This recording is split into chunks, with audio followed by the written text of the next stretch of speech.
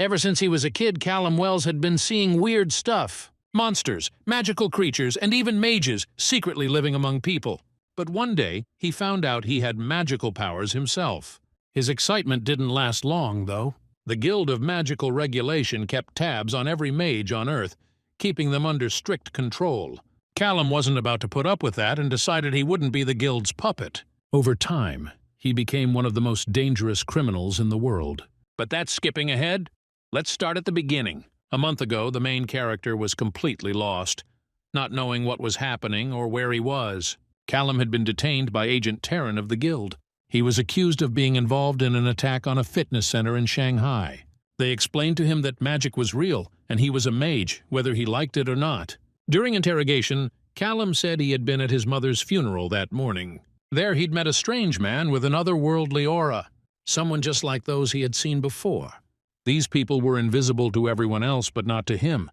After meeting the man, Callum suddenly got a splitting headache. One of these people was Mr. Shanghai, the gym owner who often helped Callum. Callum had seen him in the form of a demon dragon. That day, Shanghai had asked Callum to help Maria, a new member, settle in. The guy approached the girl, and they started talking. She agreed to his help. But suddenly she felt unwell and collapsed on the floor, unconscious. Callum rushed to her immediately. At that moment, criminals burst into the gym. Gunfire erupted. Shanghai, protecting everyone, revealed his true nature. A fiery demon emerged from within him. Callum struggled to stay conscious, watching the flames engulf the gym. But as the smoke thickened, he began to lose strength. A few minutes later, he came to. Seeing Maria, Callum decided he'd save her no matter what. He picked her up and walked through the fire, avoiding sparks from exposed wires. One of the wires shocked him, but Callum didn't stop.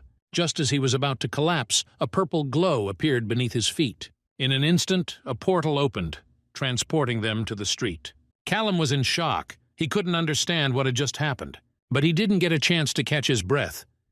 An agent from the Guild of Magical Regulation spotted him immediately. The agent quickly extinguished the burning gym with magic. Then he demanded that Callum explain himself. The agent claimed that dragon fire was found in the gym and began questioning Callum about his magical abilities. Callum just shrugged helplessly. He had no idea what they were talking about. Then, a magic-blocking bracelet snapped onto his wrist. It instantly relieved his splitting headache. Before he could process what was happening, Callum was roughly dragged to the Guild's headquarters. There, the leadership was surprised. Despite the bracelet, the guy was still conscious. What's more, he had used unknown magic to save someone from the fire. The agents couldn't figure out how a 30-year-old mage had remained unregistered, especially since his family was completely ordinary. Agent Sen admitted that the gym incident wasn't Callum's fault, but registration was mandatory. Mages were trained from childhood and assigned roles within the guild, but Callum was an exception. When Callum tried to refuse, saying he was an architect and didn't need their help, the agent coldly explained, deserters and unregistered mages were considered a threat. They were hunted down and eliminated to prevent problems for others. Callum realized he had no choice. He was trapped. Callum had to undergo mandatory training before he could be assigned. The guild demanded complete submission, threatening death for refusal, but he wasn't going to put up with that. Agent Sen informed him that the first test would begin. A device was supposed to inject mana into him to determine his magic type. Callum didn't feel anything at first, but soon he was gripped by excruciating pain. He screamed, trying to stop the process, eventually collapsing unconscious on the floor. But after a few minutes, he came to. It turned out that age played a role. Such tests weren't conducted on adults like him. While he was unconscious, they placed a magical mark on him. Callum realized that his freedom meant nothing to the guild. They explained to him that he was a spatial magician and such mages were rare. They didn't want to let him go without an escort. He couldn't help but feel that he was being used, but he agreed to have a mentor. They offered him Agent Sen, who would stay with him until his assignment. On the way, Callum asked where they were taking him. Based on his abilities, they might send him to the transportation department. Sen explained that he worked as a pyromancer and aeromancer, often being sent to the front lines. The guild was responsible for hunting down criminal mages and protecting the worlds supplying Earth with mana. These were worlds inhabited by vampires, werewolves, and other supernatural beings. Callum remained skeptical, but he couldn't ignore that his world was changing. They arrived at the lounge and the hero settled into his room. Agent Sen handed him a computer with information about magic, warning him that he would be taken back to headquarters the next day. He started going through the information and quickly realized that magical energy was divided into two categories: mana and vis. Mana was something like the atmosphere of Earth from which mages draw energy. Vis was the mage's own energy, with a specific focus. For example, he had a talent for spatial magic. Though he wanted to learn as much as possible, the material was only the basics. Mages studied all this from childhood, starting in magical kindergarten, and he was falling behind. So he decided to practice with something simple. He focused on the pen on the table, reaching out for it, and magic began to flow from him. The pen started to levitate. But due to his inexperience, one wrong move, and it shot up to the ceiling, getting stuck there. Despite this, he was satisfied. The magic worked, but he needed to learn how to control his vis. He realized that for starting magical regulation, being a pack mule might not be so bad. It would give him a chance to practice. But he was increasingly troubled by the fact that he had actually gotten into a secret organization that had gathered the most powerful people from around the world. And such an organization couldn't not have its dark secrets. He didn't want to become their pawn in someone's game. While reading the information, he realized that the distribution of mages in the guild could lead to deadly consequences. Combat confrontations, activity in the worlds of the 6 portals. The mortality rate was over 50%. Most often, mages who didn't work for big families or the guild died. Archmages lived for centuries, and they tried to subjugate everyone. Callum realized that in such a system, his life wouldn't be worth anything. Closing the laptop, he decided not to worry about it anymore. He'd rather die than give up his freedom. While Agent Sen was fast asleep, Callum decided to act. He opened the safes and took the money. If he wanted to disappear, he needed to prepare ahead of time. He packed everything into a bag and headed for the window. As soon as he stuck his head out, the floor beneath him creaked. The agent immediately opened his eyes and jumped up, running into another room. He realized the target had escaped, and fury filled him. A green glow of magic surrounded him in his anger. Now he was curious how far Callum would manage to run. Callum was gripped by panic fear. He had to get away as quickly as possible. He thought he'd managed to get away from Sen, but the agent's words came to mind, that he was a pyromancer and an aeromancer. He now realized that the agent might have the abilities to move quickly. A force appeared around Sen, lifting him into the air. Callum had no doubt he had no chance of escape. Agent Sen thought his act was stupid and realized that Callum would need a good explanation. Otherwise, he would make an enemy in the guild, and then an even more dangerous agent was sure to catch up with him. Sen didn't waste any time. He decided to act. Looking around the crowd, he found his target. As soon as he saw him, he instantly shot down, flying right over Callum's head. Callum noticed him and tried to speed up. He hadn't expected to get here so fast, but he was ready. The boy was right. There was no hiding from him. The wind picked up all around, and people began to wonder if it was a storm. Callum realized that the agent's stealth had worked.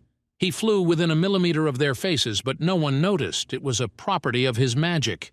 Now he had to think of another way to avoid pursuit. Callum ran past the store, noticing the new clothes, figuring it would help him disguise himself. The agent, continuing to look for him in the crowd. He noticed a guy wearing similar clothes. However, upon looking at his face, he realized it wasn't Callum. Suddenly under his feet, he noticed the bag of the magician he was looking for. When he opened it, he found that it was empty. Annoyed, the agent realized that the guy had been too cunning. Meanwhile, Callum managed to get into a vacant cab, ordering the driver to drive to the Wesselsey farm and avoid the highway, to avoid being seen by commercial airplanes. He knew that if he spent a little money, he could rent a corncob and fly to a quiet town. Although his new clothes concealed him, Callum realized that he couldn't hide in them for long. So when he was alone, he decided to radically change his appearance. He took a pair of scissors and cut his hair, dyeing it black. Then he went to a magic pawn shop to get a regular ID. The seller demanded $2,000 and Callum, having paid, also gave the laptop. Getting new IDs with the name Chase Hall. He thought this should work. The guild wouldn't trace him and he would regain his freedom.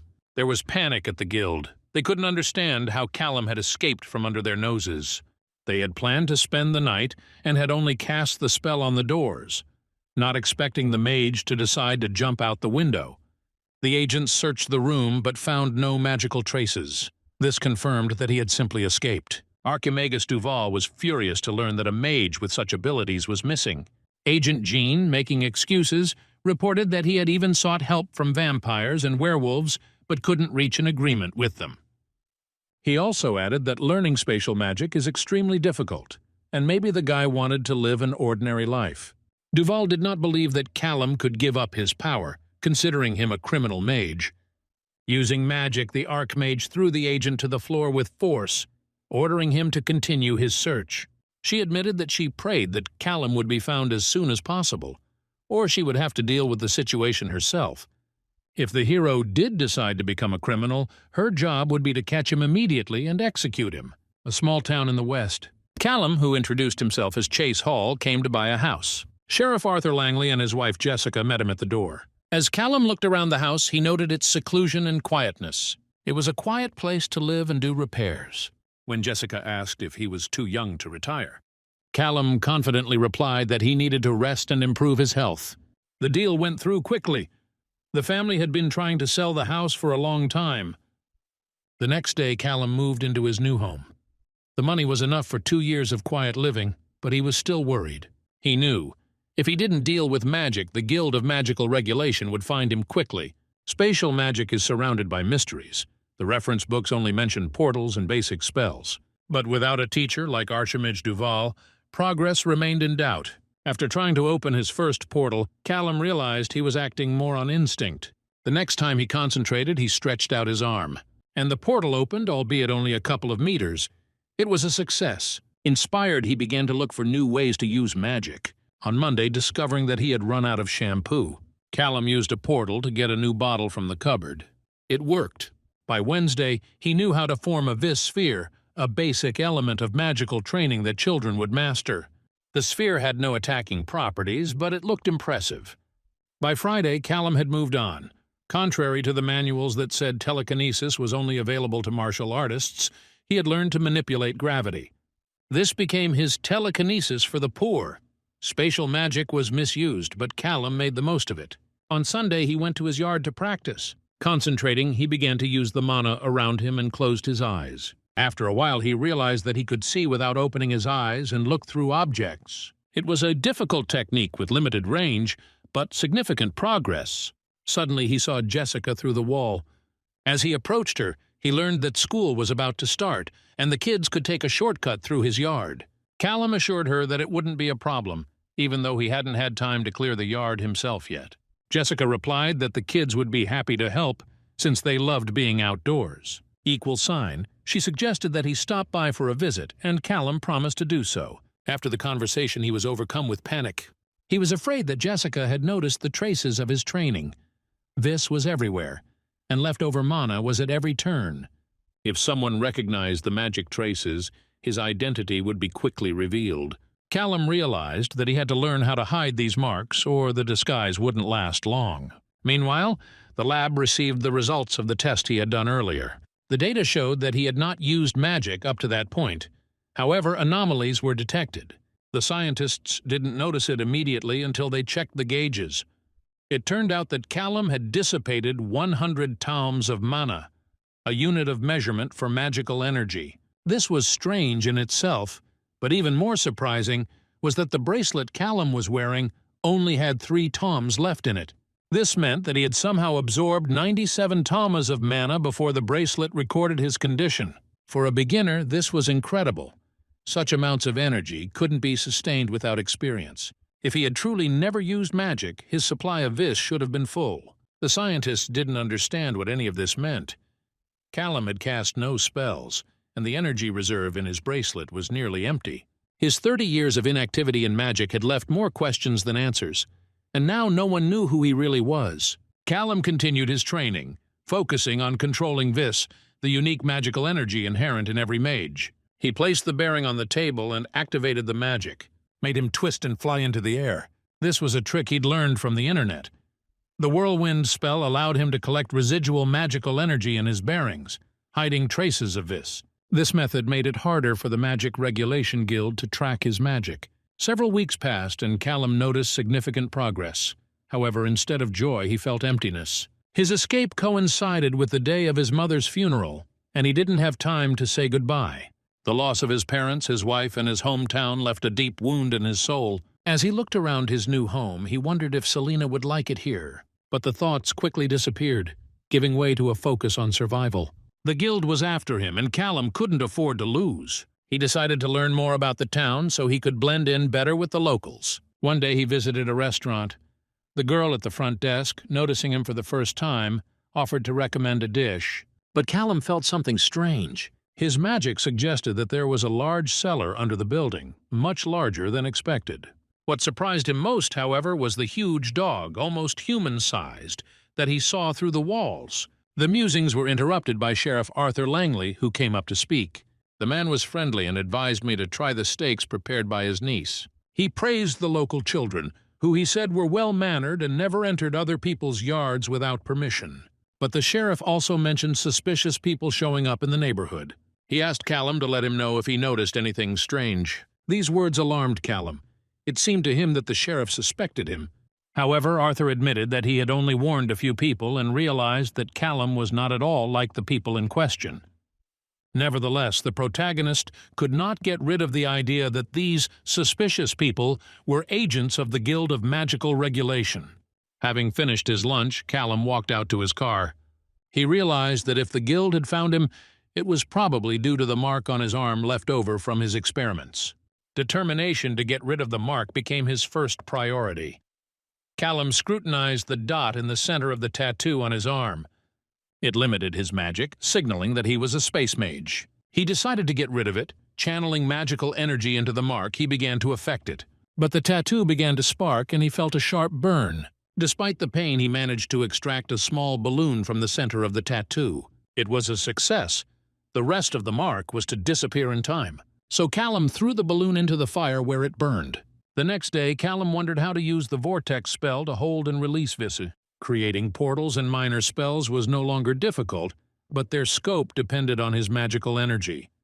Then he got the idea to create a system like a power bank to recharge Vis. This could save him in a critical situation if an emergency escape was needed. Suddenly there was a knock on the door. Callum was wary. What if it was the agents of the Magic Regulation Guild? Activating his magic, he peered through the door to see who had come. It was Sheriff Arthur Langley.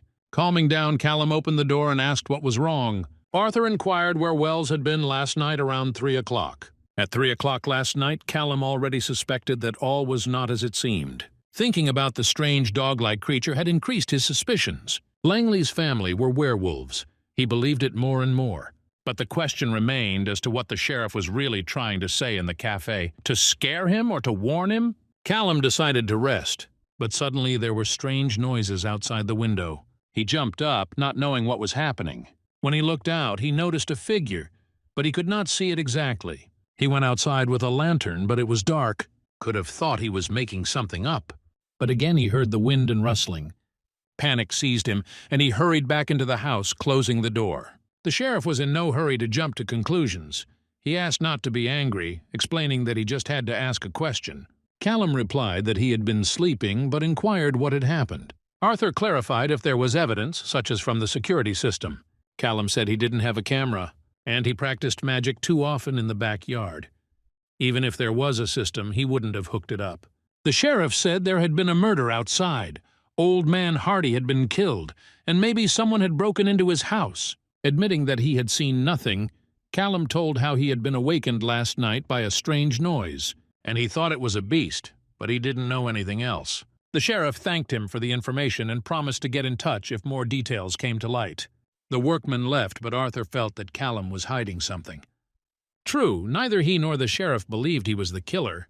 Although both knew who was really guilty, Arthur hoped to the end that he was not. The sheriff remembered the conversation with the vampire when he said he couldn't kill people in the territory of the Venuta pack. The vampire had brushed it off, stating that if one of his men died, it wasn't his problem. Arthur was certain the vampires were behind the murder. They tried to convince him they weren't involved, but such creatures always leave traces. The vampire just shrugged his shoulders and said he didn't understand his guilt. There were no vampires in the area, and he was sure it wasn't his subordinates. Arthur promised to hold them accountable, but was ready to face them if the Venuta pack decided to challenge them. The sheriff was furious. He took a swing at them. but sensing the vampire's gaze, restrained himself and asked the deputy to get the vampire out of his sight. Afterward, Arthur told Jessica that the vampires had killed one of the civilians and apparently would continue to do so until they were stopped. He was unable to contact their leader, and the vampire himself, according to him, was nothing. Arthur decided to contact Alpha Chester, but knew that without proof, the Guild of Magical Regulation would not intervene. He was going to send 2 wolves from his pack, but if he ran into vampires, he couldn't expect any help from the Guild. They suspected that there was more than just criminals behind it all. The question was not when the vampires would kill, but who. The situation was similar in the other 5 cities, and if they caught the vampires red-handed, they could destroy them. The protagonist knew he had to be as careful as possible. Although he had enough money, he saved some for emergencies. The murders and werewolves made him paranoid, and he began to consider leaving Venat. But considering how much money he had invested in his house, that scenario seemed the worst possible scenario. To make some extra money, he thought about selling enchanted items on magical forums, but creating an account would mean risking being discovered. Oh, and his magic on his bearings only lasted an hour and a half, making such items practically useless for sale. He decided to fortify his home, such as enchanting the walls with gravity to reflect bullets. However, he was unable to cast the spell for more than a minute. For the complex techniques of spatial magic, he lacked the knowledge guarded by the Archmage, Duval.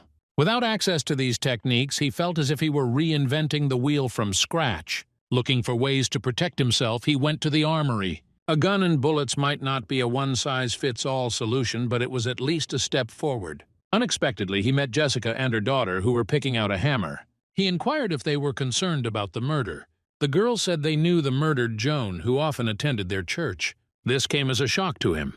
He had thought all along that it was about James Hardy. Jessica reported that there had been another murder last night. Callum was shocked. If it's a serial killer, the situation becomes catastrophic. 2 murders in such a short time meant that the next death could happen today. He realized that he now had 2 threats, a serial killer with supernatural powers and a magic regulation guild that could send agents to investigate. Both could show up on his doorstep at any moment. He decided to use his spatial sense to keep the situation under control. He enchanted his bearings, loaded his weapons, and extended his perception radius to see what was going on in the city. He noticed Jessica guarding the cafe. Clara heads to the store, and the sheriff is at his station.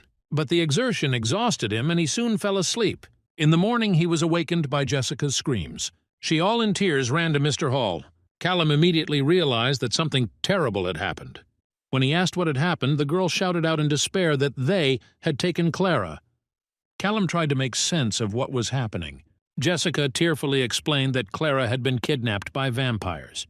They waited for her in an alley, surrounding her with an ominous aura, and demanded to go with them. Now, she said, the girl was in their lair, and they were probably taunting her. Jessica begged Callum to help, but he doubted whether to reveal his knowledge of the supernatural. She had seen the real him before he had learned to hide his magic, and he feared it might have played against him. Nevertheless, Callum suggested that Jessica come inside to talk things over. The vampires could kill her at any moment, and his chances of defeating them alone were slim to none. But as long as she was alive, he had hope. Taking the shotgun, he promised Jessica he would do his best, but warned that he would need more information. Leaving the house, he headed for his car, but his magical sense picked up something strange nearby. Stopping outside an old hotel, he realized that a strange anomaly lurked there. Jessica suddenly suggested that he seek help from her family. She led him to a house where it turned out that her relatives were werewolves, many of whom were local police officers. Sheriff Arthur greeted them with obvious irritation. He felt that bringing outsiders into the case was a risky move, especially when it came to the Magic Regulation Guild. However, Callum was quick to assure that he had nothing to do with the guild. That calmed the sheriff down a bit, but he still remained on edge.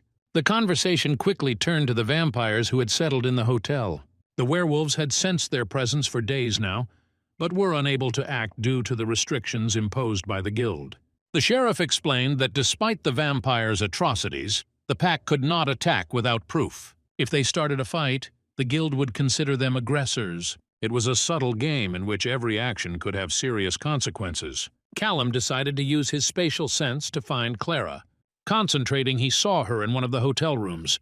The vampires claimed that Clara had come to them willingly, but this only made the sheriff angry. He declared that it was a brazen lie, and promised that as soon as the girl was rescued, he would call in reinforcements from the best pack to finish off the bloodsuckers once and for all. Callum questioned how they were going to kill the vampires. Arthur explained that it would take a mordite weapon to stop their regeneration, or a targeted blow to the head or heart. However, they had no mordite weapons, and the vampires were too fast to easily hit them with firearms. Jessica asked Callum again if he was willing to help. The boy confidently replied that he would bring Clara back, but he would need some things to prepare. Callum entered a soundproofed cell where he was escorted by Sheriff Arthur. It was the only safe place to concentrate on magic without fear of prying eyes. The boy asked to bring pillows. He needed them for the ritual. Arthur didn't understand what Callum was up to, but he gave him 5 minutes. Wells knew if he failed, he wouldn't be the only one in trouble, but also for the werewolves, as well as the entire guild of magical regulation. Besides, failure could lead to vampires brutalizing him. Meanwhile, the vampires' lair was quiet. They had not expected such decisive action from the werewolves, believing that they were constrained by their agreements with the guild. The mage in their midst assured them that her observation spell was still active, and no one could approach unnoticed. But at that moment a portal opened behind her. A silhouette with a shotgun appeared through it. A shot rang out. The mage dropped dead, her blood flooding the floor. Callum didn't hesitate. Using his space magic, he created portals right next to the vampires' heads and fired without showing himself. Each shot was accurate and deadly. He managed to use spatial intuition to find Clara. She was shackled, her magical energy almost fading, making it difficult to move. Despite this, Callum managed to carry her through the portal directly into the soundproofed chamber. He immediately rushed towards her, making sure she was safe. Meanwhile, panic had broken out in the lair. The surviving vampires were trying to figure out where the attacks were coming from. But Callum continued methodically placing portals and destroying them one by one. His strength was rapidly running out, but he wasn't going to stop until all the enemies were dead. Outside the cell door, the sheriff and Jessica waited tensely. 346. After 45 seconds without hearing a sound, they stepped inside and saw Clara. Jessica rushed to her sister, checking on her condition. The sheriff, on the other hand, was amazed that the situation had been resolved in such a short period of time. Callum declared that the vampires had been destroyed, but he advised sending firemen to the hotel where the fight had started a fire. Arthur looked at the boy carefully. Despite everything that had happened, he didn't sense the slightest trace of magical energy from Callum. Only later did he notice that Wells had used a magical amulet to hide his abilities. Callum headed to his car to leave, but Jessica caught up with him. She looked embarrassed, but thanked him profusely for saving Clara. Suddenly, she leaned over and kissed him on the cheek, after which she quickly turned around and left. The sheriff returned to his werewolves and called Alpha Chester to report on the vampire problem. Chester was surprised that the werewolves hadn't intervened directly and demanded a detailed explanation. Arthur revealed that they had been helped by a strange guy whose real identity remained a mystery. The sheriff wasn't sure if Callum was a mage, a werewolf, or even a fairy, but his actions had saved the situation. Chester ordered Arthur to keep an eye on this mysterious stranger. If Callum was a mage, he could not be trusted. In any case, the werewolves remained indebted to him, even if they didn't yet know who he really was. The next day, Callum had been standing under the shower for half an hour, but he still couldn't get rid of the feeling of dirt. He remembered the dead bodies of the vampires over and over again. They were monsters, but still living creatures that he had destroyed in cold blood. Why had it been so easy? And why was his conscience choking him now? He had just started learning magic, and he had already managed to deal with a whole gang of dangerous creatures. If he wanted to, he would become a villain that no one in the world could resist. Maybe the guild is right to put restrictions on mages. But then Clara would still be a prisoner in the hotel. Callum talked himself into believing he had done the right thing, but thoughts of the murdered vampires wouldn't let go. The flames of the fire that engulfed the hotel destroyed all evidence. But Langley remained. The sheriff knew too much. If Callum had been smarter, he would have pulled it off without the help of Jessica and the werewolves. Now he would have to leave Venuta, even though he had hoped to stay longer. Meanwhile, agents from the Magical Regulation Guild, Mage Ray Danforth and Faye Felixia Black, have shown up in town. Sheriff Arthur greeted them and hoped they would help sort out what had happened. When Ray asked about the situation at the hotel, The sheriff replied that his men were still searching the area and several bodies had already been prepared for examination. At the morgue, Danforth scrutinized the bodies. The wounds were all identical, suggesting a professional killer. The sheriff assured the agents that it was not the work of werewolves and added that they did not understand exactly how the injuries had been inflicted.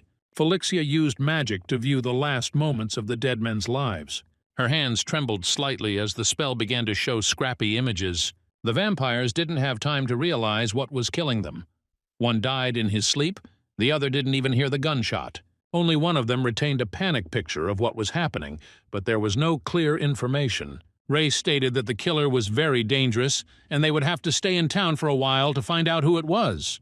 The sheriff offered to give them a room and added that none of the locals were capable of such an attack. The agents decided to figure out for themselves if the locals were connected to these events, or if it was the work of an outsider. Callum, meanwhile, was examining the loot taken from the vampire's lair. The weapons included the usual pistols and shotguns, but the ammunition was unusual.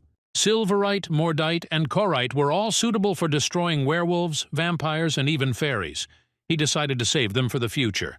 Among the loot there was also $100,000 in cash, gold bars, and some weird ceramic tiles. Callum figured they probably belonged to a mage, but he had no clue what they were for yet. All of it could come in handy, but the top priority right now was figuring out how to set up his defenses and prep for any threats. But his train of thought got cut off by the sound of a door opening. Someone was in the apartment. Callum froze, his heart racing. He couldn't believe it. Someone was already coming for him. Callum quickly hid all his trophies to keep them out of sight and opened the door. On the threshold stood Jessica and Clara. They looked a little tense, but they were happy to see him. Jessica, not hiding her anxiety, asked if he was going to leave, for rumors of his disappearance had already begun to spread. Clara explained that they had come to warn him. Agents of the Guild of Magical Regulation had appeared in the city, and now they were actively investigating. Callum frowned, realizing that their visit had come much sooner than he had expected. Clara, oblivious to his reaction, ran over and hugged him, expressing her gratitude. She insisted that if it wasn't for him, she wouldn't be alive anymore. Callum, on the other hand, was cold and reminded them both that he hadn't been at the hotel and they should stick to that version. They also brought him food from their cafe, deciding that he could not safely visit their establishment. Callum reluctantly invited them into the house and asked them to tell him more about the agents. Clara reported that her father had seen them in the morning. One of the agents was rumored to be able to talk to the dead, but despite their efforts, nothing useful could be learned from the corpses. None of the vampires were able to pass on the information because their memories were too fuzzy. Callum listened intently, noting to himself that thankfully the agents hadn't gotten any key leads. Clara then mentioned the name of Alpha Chester, who happened to be the sheriff of Venuda. He was acting on behalf of the Midwest and helping werewolves, but was worried that his help might come at too high a price. Meanwhile, the guild agents wasted no time. Ray Danforth and Felicia Black discussed that the hotel fire looked extremely suspicious. The werewolf pack claimed to have nothing to do with it, but the agents suspected that the werewolves were hiding something. Using life magic, Ray Danforth saw scraps of visions that led her straight to Callum's house. Half an hour later, they were standing at his door. When Callum opened it, he immediately felt their power. They introduced themselves as agents of the Guild of Magical Regulation, showing their credentials. Callum tensed and realized that these two were much stronger than the vampires he had already defeated. Ray began the interrogation by asking what he knew about the hotel fire. Callum, remaining calm, parried that they said he could use a lawyer. However, Felicia interrupted him by pointing out that a lawyer would not be needed, which sounded like a threat. Danforth continued to press, asking if the sheriff had told him about the vampires that had recently appeared in town. Callum claimed to know nothing about it, and assured him that he had only heard about the fire from the news. Ray, sighing, signaled a retreat, but lastly turned to him, and looking straight into his eyes, asked him not to leave the county. He was now one of the suspects. When they left, Callum was on the verge of panic. He realized that the agents had almost exposed him, and Felicia had even tried to use magic. One thing was clear to him: these two would not back down that easily. Callum, frightened by the agent's recent visit, realized it was time for him to run. He realized that resisting their magic made him the prime suspect. Wasting no time, he gathered all of his belongings, including his trophies, grabbed his shotgun, and got into his car. He realized that with each passing day, the Magic Regulation Guild would intensify its actions, and new agents would soon arrive in Venuta. Before leaving, Callum mentally apologized to Jessica and Clara, to whom he was grateful for their help and kindness. He wished he could have stayed in town longer, but right now his life hung in the balance. He realized that if anyone noticed his disappearance, the guild would immediately issue a warrant for his arrest. On the way out, Callum spotted a car with a "for sale" sign. It seemed like the perfect solution for him to get rid of his car, which could give him away. He went into the store to see who was selling the car. The salesman turned out to be a werewolf with the Langley family's magic signature, and he was interested when Callum placed a gold bar on the counter. He said he needed a new ID in this car. The salesman nodded, and 10 minutes later he handed Callum a fake ID in the name of Denver Brown, a professor as the new ID indicated. Callum mentally noted that he would have to buy glasses to match the image. The clerk also recommended to Callum the Pearson bookstore on the corner of 5th and Main Streets, where books on magic could be found. Although there were few such books in town due to guild restrictions, Callum decided to visit the store the next day. It was too late now, and he went back to his new car. Meanwhile, the salesman's thoughts were interrupted by a portal that suddenly appeared nearby. From it came a familiar voice apologizing for the intrusion. It was Callum, who had contacted Alpha Chester to relay the message. "Clara's friend is safe." Chester, upon hearing this, ordered his pack to stop searching for Callum, calling him extremely dangerous. However, he was not about to let the matter go unanswered. Chester instructed Roy and John to find the man at all costs, using a trace of his magical energy. Meanwhile, the guild agents returned to Callum's house to continue their investigation. They knocked on the door, but no one opened. Ray Danforth, using magic, swung the doors open. Inside, they found that the house looked empty, as if no one had lived there for a long time. There was also nothing in the backyard. During their search, they found a strange metal bearing under the bed. It had a crude enchantment on it, but the metal itself retained no imprints of magic. This suggested that Callum was either a mage or worked with mages. "If he's not a mage, he's definitely related to one," Felixia Black remarked, scrutinizing the find. Ray Danforth wondered what Alpha Langley might know about the bearing. He suggested that they put out a wanted notice for Callum's car and go to Langley for answers. Callum woke up in his car close to noon. After days of constant stress, this was his first night of sound sleep. However, he could not linger long. The agents of the Guild of Magical Regulation were getting closer by the hour. He hoped the werewolf from the store hadn't lied about the availability of useful books. He needed to know more about magic to continue hiding. The store he'd arrived at looked old and not particularly noteworthy. However, as soon as Callum stepped inside, he smelled dust and a slight magic signature.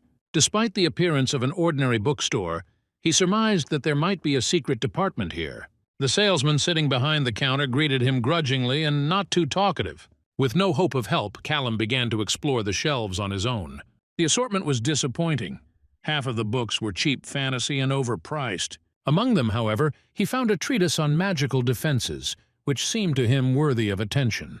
Callum opened the book, but the seller immediately made a remark. Reading is possible only after the purchase. Taking advantage of the moment, Callum asked if there were any books for novice magicians.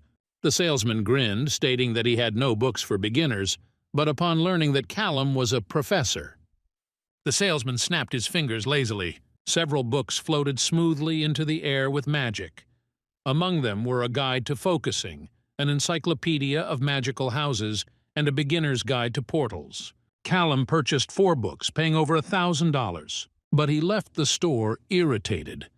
He had the feeling that he had been charged too much, and the salesman didn't even give him change. Meanwhile, the werewolves sent to find him continued their work. Callum's trail was faint but still tangible. They found his car parked outside the store and noticed the security cameras. One of them suggested contacting an acquaintance to get the footage. However, they first decided to discuss it with Lucy, who was a professional at breaking and entering. In the meantime, Callum delved into reading. The books were of little use. There was very little information in them. The only thing he had learned was that the ceramic plates found in vampires were called tricks and made it easier to use complex spells. However, none of the books told how to make them or where to get them.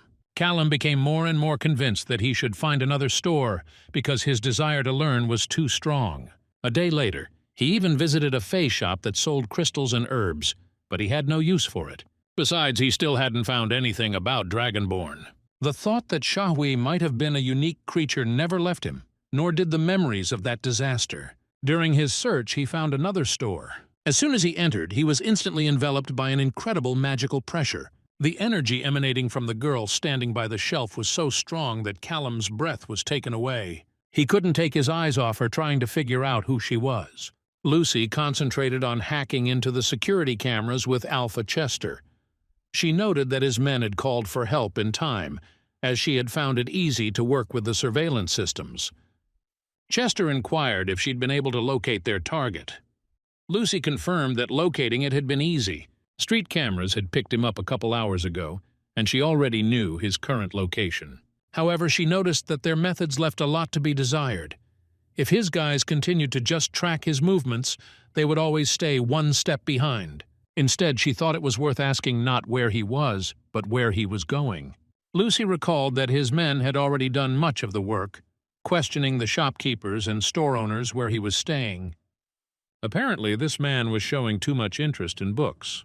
Further observations of cameras on major exits out of the state confirmed her hunch. He was heading south. She shared the results with Chester, adding that Roy had compiled a list of likely stopping places. Apparently, Professor Denver Brown was now in yet another bookstore owned by a werewolf. Chester, thinking about it, asked him to tell his people not to make contact. He wanted Mr. Brown to come to them himself, not the other way around. Lucy smiled, pleased that the chief finally understood her logic. The protagonist puzzled over what was happening. His thoughts were confused. Should he have messed with Alpha Chester? It seemed crazy, but deep down he realized that there was no other way out. If Chester was close, then his stealth strategy was cracking at the seams. A phone call could clarify the situation and perhaps indicate the next step. In the phone booth, Callum decided to dial the number after all. To his surprise, the connection was established quickly. Alpha seemed to be waiting for his call. He greeted Mr. Brown cordially, but insisted on addressing him as Mr. Hall. Gritting his teeth, Callum asked bluntly what was wanted of him. The chief reminded him of his debt for saving Clara and added that Venut was far from the only place where vampires were wreaking havoc. Callum, coldly stating that he wasn't a mercenary, still froze when he heard about the reward. Alpha promised not money but information. Access to the data of the Magical Regulation Guild. Such a gift was more valuable than gold, especially for someone trying to survive in the magical world. Moreover, Chester offered to arrange a meeting with a magical expert if Callum accepted his terms. Holding back his irritation, Callum asked what was required in return. Chester explained that the 4 cities were under threat. The vampires had cleverly circumvented the political rules to undermine his influence. Defending all 4 locations seemed an impossible task. Callum wasn't sure he could repeat his trick with the vampires, especially after he'd almost been caught by guild agents last time. The chief noted that time was short and suggested he pass on the details in a note. At Callum's question about how he'd managed to find him, Chester calmly explained that his men had tracked the scent and then checked against a pattern. His love of bookstores made him predictable. That there was a dumpster on the next street where the werewolves had left a data folder. There was detailed information about the vampires and the upcoming mission. Back in the car, he took a quick flip through the contents. It was like a full-fledged encyclopedia. The distance between some of these cities was over 1,300 kilometers, making the task almost impossible. However, Callum had an idea. If he could use magic to teleport, even if only for short distances, it would give him an advantage. Callum pondered his next move. He had the power of gravity, an ability that could theoretically give incredible movement speed. The problem was that he had never used it to fly. Risky, but there was no choice. Tensing up, he concentrated to gather magical energy around him. The magic swirled in a vortex, lifting him into the air. For the first few seconds, it seemed like everything was going according to plan. But suddenly the power spun out of control. He was violently thrown backwards and crashed into a tree with a crash. The blow was painful but not fatal. Callum stood up, realizing that without stabilization, this skill was more of a liability than an advantage. However, the idea of a solution to the problem was already looming in his mind. The agents of the Guild of Magical Regulation were methodically scouring the area.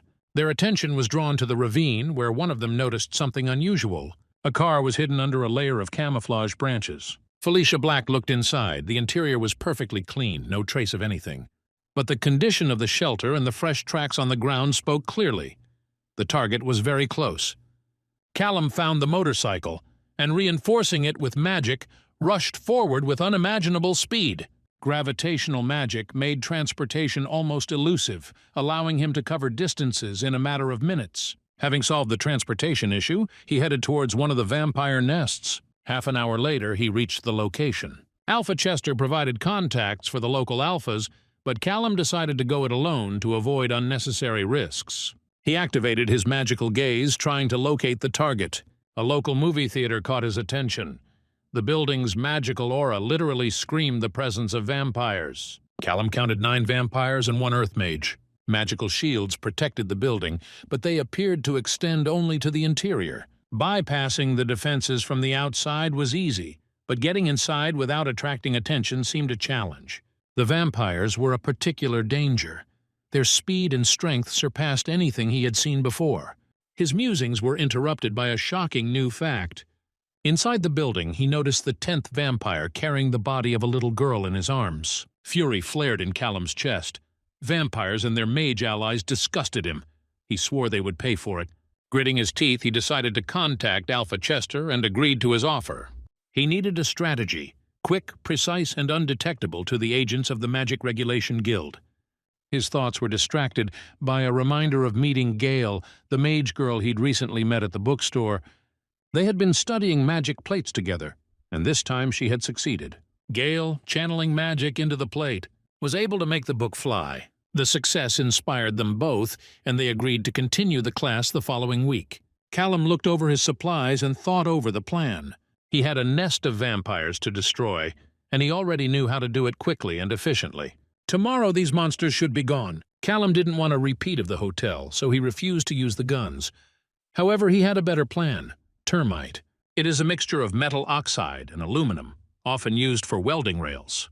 When ignited, it burns at over 2,000 degrees Celsius, twice as hot as a glowing light bulb. It's just what you need to melt the skin of vampires. Thermite can even be made from improvised materials. For this purpose, it is enough to collect rust from the pipe, shred aluminum foil, and mix the components in a ratio of 3:1. Pour the mixture into a soda can, and behold, the homemade grenade is ready. Callum had already made over 100 of these grenades, and it seemed to him that this was enough. He would put them in hiding places so that he wouldn't have to carry them all at once. Now he had to find a heavy object for the next stage. Looking around, he spotted a rock that fit perfectly. 2 vampires sitting in a movie theater were discussing the movie, thinking it was terrible. Suddenly, a portal opened near them and a bomb fell. A second later, there was a huge explosion and the vampires were engulfed in flames.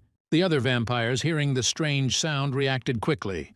But at that moment, an alarm went off in the movie theater, and water flowed from the ceiling. However, the nightmare did not end there. A portal appeared above the head of one of the vampires again, and another bomb fell out of it. As it exploded, it destroyed several more vampires nearby. Callum was pleased with how it had worked, but he wasn't going to stop.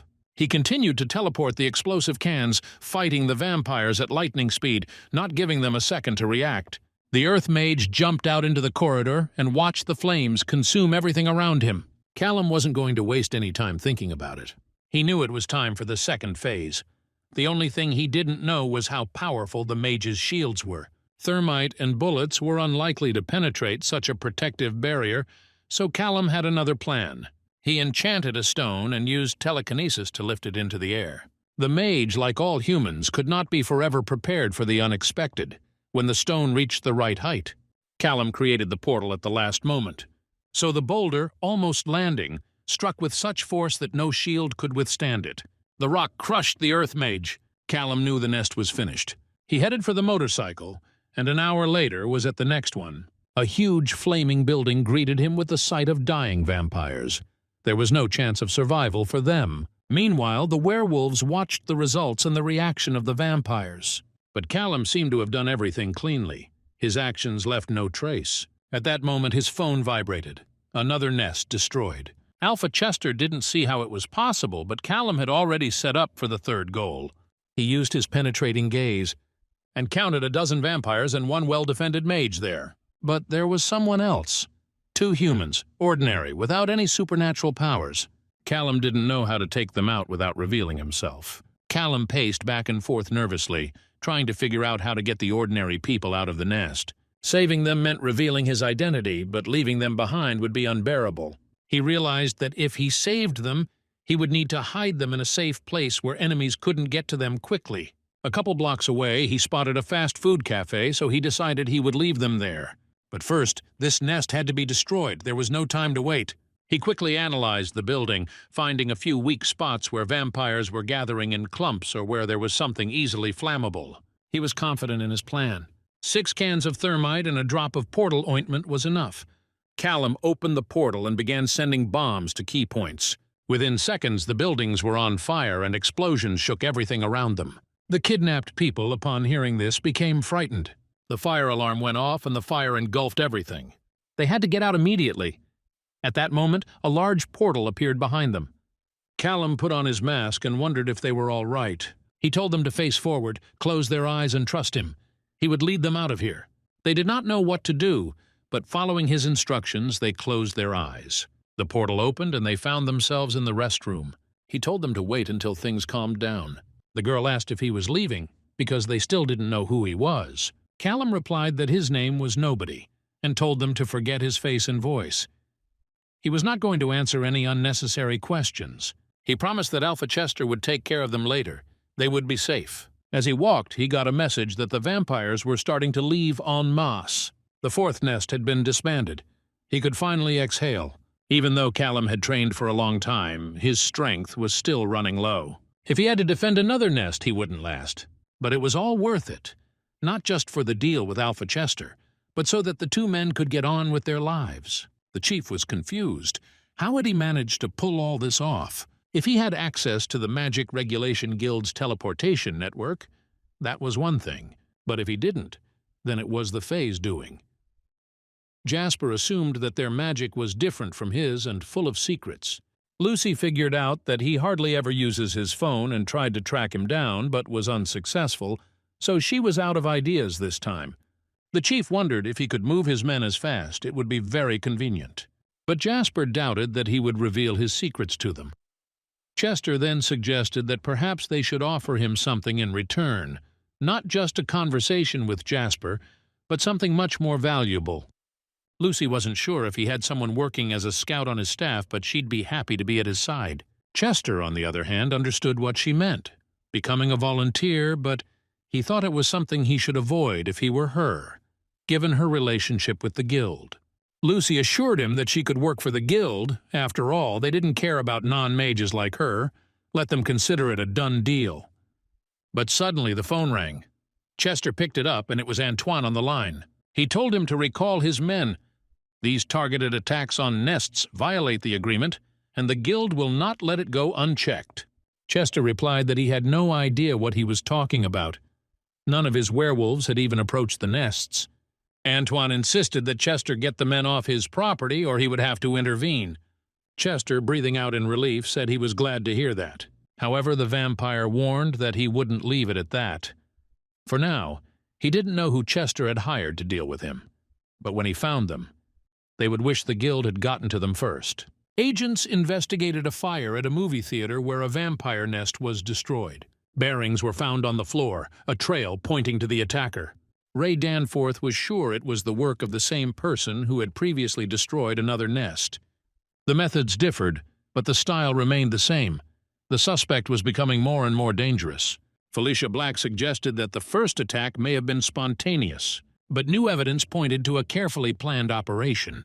Ray noted that the attack resembled a professional ambush and suggested talking to Alpha Chester, since all the incidents occurred on its property. If Chester didn't have answers, that left Antoine Levine and Rabe key figures who could be connected to the case. Ray Danforth noted that the Fae might have valuable information because of their unique style of killing. Meanwhile, Alpha Chester greeted the agents and invited them to sit down. He stated that he was aware of the tragedy at the Avalanche vampire nest, but assured that he had nothing to do with it. He said he would prefer to resolve any disagreements with Lavin through the Magical Regulation Guild. Ray, however, took his words as memorized excuses. Chester started to answer their questions, but the conversation was interrupted by a phone call. Alpha apologized and stepped back to talk. It was Callum who irritatedly remarked that Chester had quickly ended their previous conversation. Callum, wasting no time, separated and hid the loot from the vampires' nests in 5 locations, accessible only through teleportation to eliminate the possibility of it being captured.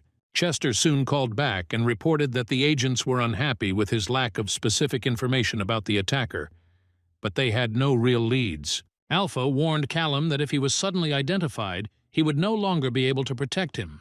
He then moved on to the issue of payment. Chester introduced Callum to the 2 men.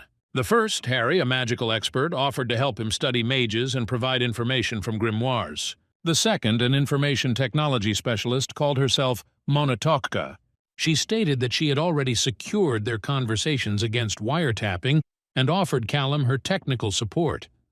Callum agreed to take her contact for reflection, although he did not trust her completely. Finally, Chester warned Callum about the danger of Antoine Levine, the Minneapolis host, calling him the most vicious and dangerous vampire he knew. Chester brought Callum rare grimoires, handwritten with detailed descriptions. However, despite their value, there was little mention of spatial magic in them, in that Callum learned nothing new. When evening came, he decided to contact Monotoshka to discuss her proposal. The girl answered the call with enthusiasm, assuming that Callum was interested in her services. He clarified how much it would cost him, and Monotoshka offered to send the price list on which she works with Chester. However, according to her, everything depends on the task. The more interesting the work, the cheaper it can cost. After all, most of her orders from the world of the supernatural turn out to be boring and monotonous. Callum wondered if she was a werewolf, but Monotoka dispelled his doubts. She revealed that she was an ordinary human, although her parents were mages. She was unlucky enough to inherit their abilities. Monotoka also admitted that she was tired of her nickname Monotoka and sent Callum a message with a price list, where she indicated her real name, Lucille Harper. She admitted that if Chester didn't protect her, the Magical Regulation Guild would easily recognize her real name and find her. Callum questioned whether she could really trust Chester, considering how much he needed help himself. He decided that, despite her competence, he should only risk it as a last resort. Lucy agreed with Callum's musings. She added that Alpha Chester, despite his influence, was virtually untouchable. He could manipulate dozens of people, and the most serious punishment for him is only a formal reprimand. According to her, only the Archimages or the head of the vampires can stand on equal footing with him. Callum realized that it seems Antoine Lavin is indeed extremely dangerous. He had not paid much attention to Chester's warnings earlier, but now he realized that this vampire was a figure on the scale of the Archmages. He asked Lucy to find out what had become of the couple he had rescued from the vampire's nest and left at the fast food place. She checked the data and reported that they had been discovered by agents of the Magical Regulation Guild. Callum was angry with himself, realizing that he should have taken care of their safety himself. Lucy offered to look into the details, but reminded him of the fee for his services. Callum offered to leave 2 kilograms of enchanted gold in the stash, which Lucy thought was an excellent reward. The next day, Callum met with his apprentice, Gale. She practiced spells, honing her skills, and demonstrated success in telekinesis. Gale wondered how the professor knew about this spell, since she had been unable to handle light spells for a long time. Callum replied that it was thanks to the advice of an acquaintance of his. The girl asked to convey her thanks and added that the spell worked perfectly. Callum asked her about her progress in learning attack spells. Gale said that by experimenting with energy inversion, she was able to damage insects using an asymmetrical magic system. But her story was getting more and more complicated, and Callum felt uncomfortable. He realized how quickly trained mages were able to learn new knowledge, unlike himself. Meanwhile, an important meeting was taking place elsewhere. Alpha Chester, leader of the werewolves of the Midwest, was awaiting the appearance of Antoine Lavin, head of the vampires. When Lavin finally showed up, the tension between them was evident. Lavin sharply lambasted Chester for his impertinent remarks, calling him a mongrel. The two could hardly contain their mutual dislike. The conversation was interrupted by Reveb, the fairy king of the Midwest. He demanded to get down to business. Archimagus Jeanri, representative of the Guild of Magical Regulation, opened the meeting. He announced that an assassin was operating in their lands and emphasized that all parties needed to come together to solve the problem. Callum decided to return to Vinnet to check on his home. To his surprise, the house appeared to be in perfect order, and the guild agents had not touched it. He assumed this was a credit to the Langley family, who probably thought he might return here and took care of it. He pulled out the caches of gold and money. Everything was safe. Taking as much as he could carry, he left some in the house, expecting it would come in handy in the future. Callum realized that expenses were mounting, especially with the hiring of Lucy and the purchases of magical artifacts. Determined to act quickly, he planned to leave the city without further encounters. Before leaving, however, Callum didn't hold back, and headed for Langley's house to make sure they were all right. Using spatial vision, he saw that the whole family was in the cafe. Arthur was having a conversation with Jessica, and Clara looked happy, although the nightmares still plagued her. Jessica reflected that because of the vampire's spell, she remembered almost nothing, although the aftermath could still leave a mark. They discussed how lucky they were to have Clara back thanks to Callum. Suddenly, the sound of a roaring engine outside caught the family's attention. Jessica ran out into the yard and spotted the motorcyclist, but couldn't recognize him as Callum. He realized he was in danger of being seen. To keep Langley safe, Callum decided to stay away from them. It became clear to him, if he stayed close, the guild agents would find them sooner or later. Later, Callum discussed teleportation circles with Lucy. She was surprised that he still didn't know where they were, given that the guild uses them extensively. Lucy agreed to send a list of public circles, but noted that it was difficult to access the private circles of families. Callum learned that the guild can use the circles to travel hundreds of kilometers, which put him at a disadvantage with his limited teleportation of 150 meters. One of those circles, according to Lucy, was in a mattress store, magic lurking right under people's noses. Callum realized that the guild guarded their circles carefully and would have to proceed with caution. His teleportation magic left a signature that could be tracked, but usually managed to dissipate before agents got to him. However, Callum remembered that Jessica had been able to detect his scent immediately after using the magic. Deciding that improved teleportation was the key to his survival, he began to analyze the circle. Hiding behind a tree, he activated his spatial gaze and discovered a portal. However, the distance prevented him from seeing the details. Realizing that such circles are usually created with complex magical designs, Callum began to draw a blueprint. He needed to get closer to find out how these circles worked and how the guild ensured their effectiveness. When the blueprint was ready, Callum activated his own portal and stepped forward, preparing for new discoveries. The negotiations between Chester and the vampire continued. Chester asked if Antoine Lavin believed the assassin existed, but the vampire was adamant that the assassin existed and was working for the werewolves. Alpha Chester categorically denied such allegations. But Lavin did not hold back and demanded that Archimagus Janry publicly denounce Chester, who, in his opinion, brought nothing constructive to the discussion. Reveb, a representative of the fairies, intervened, saying that there could be no discussion here and that vampires were only creating unnecessary hysteria. He hoped they were not so reckless as to accuse their people without reason. Archimagus Janry intervened, explaining that the investigation into the attacks on vampire nests was ongoing and suspicions of werewolves had been dropped. The meeting had been called not to aggravate the feud, but to discuss the existence of a dangerous killer. Although the attacks were directed only at vampires, Janry emphasized that this did not guarantee that other races would not be affected in the future. The guild considered the killer a threat to all creatures under their protection, and if werewolves were not involved, there must be other leads.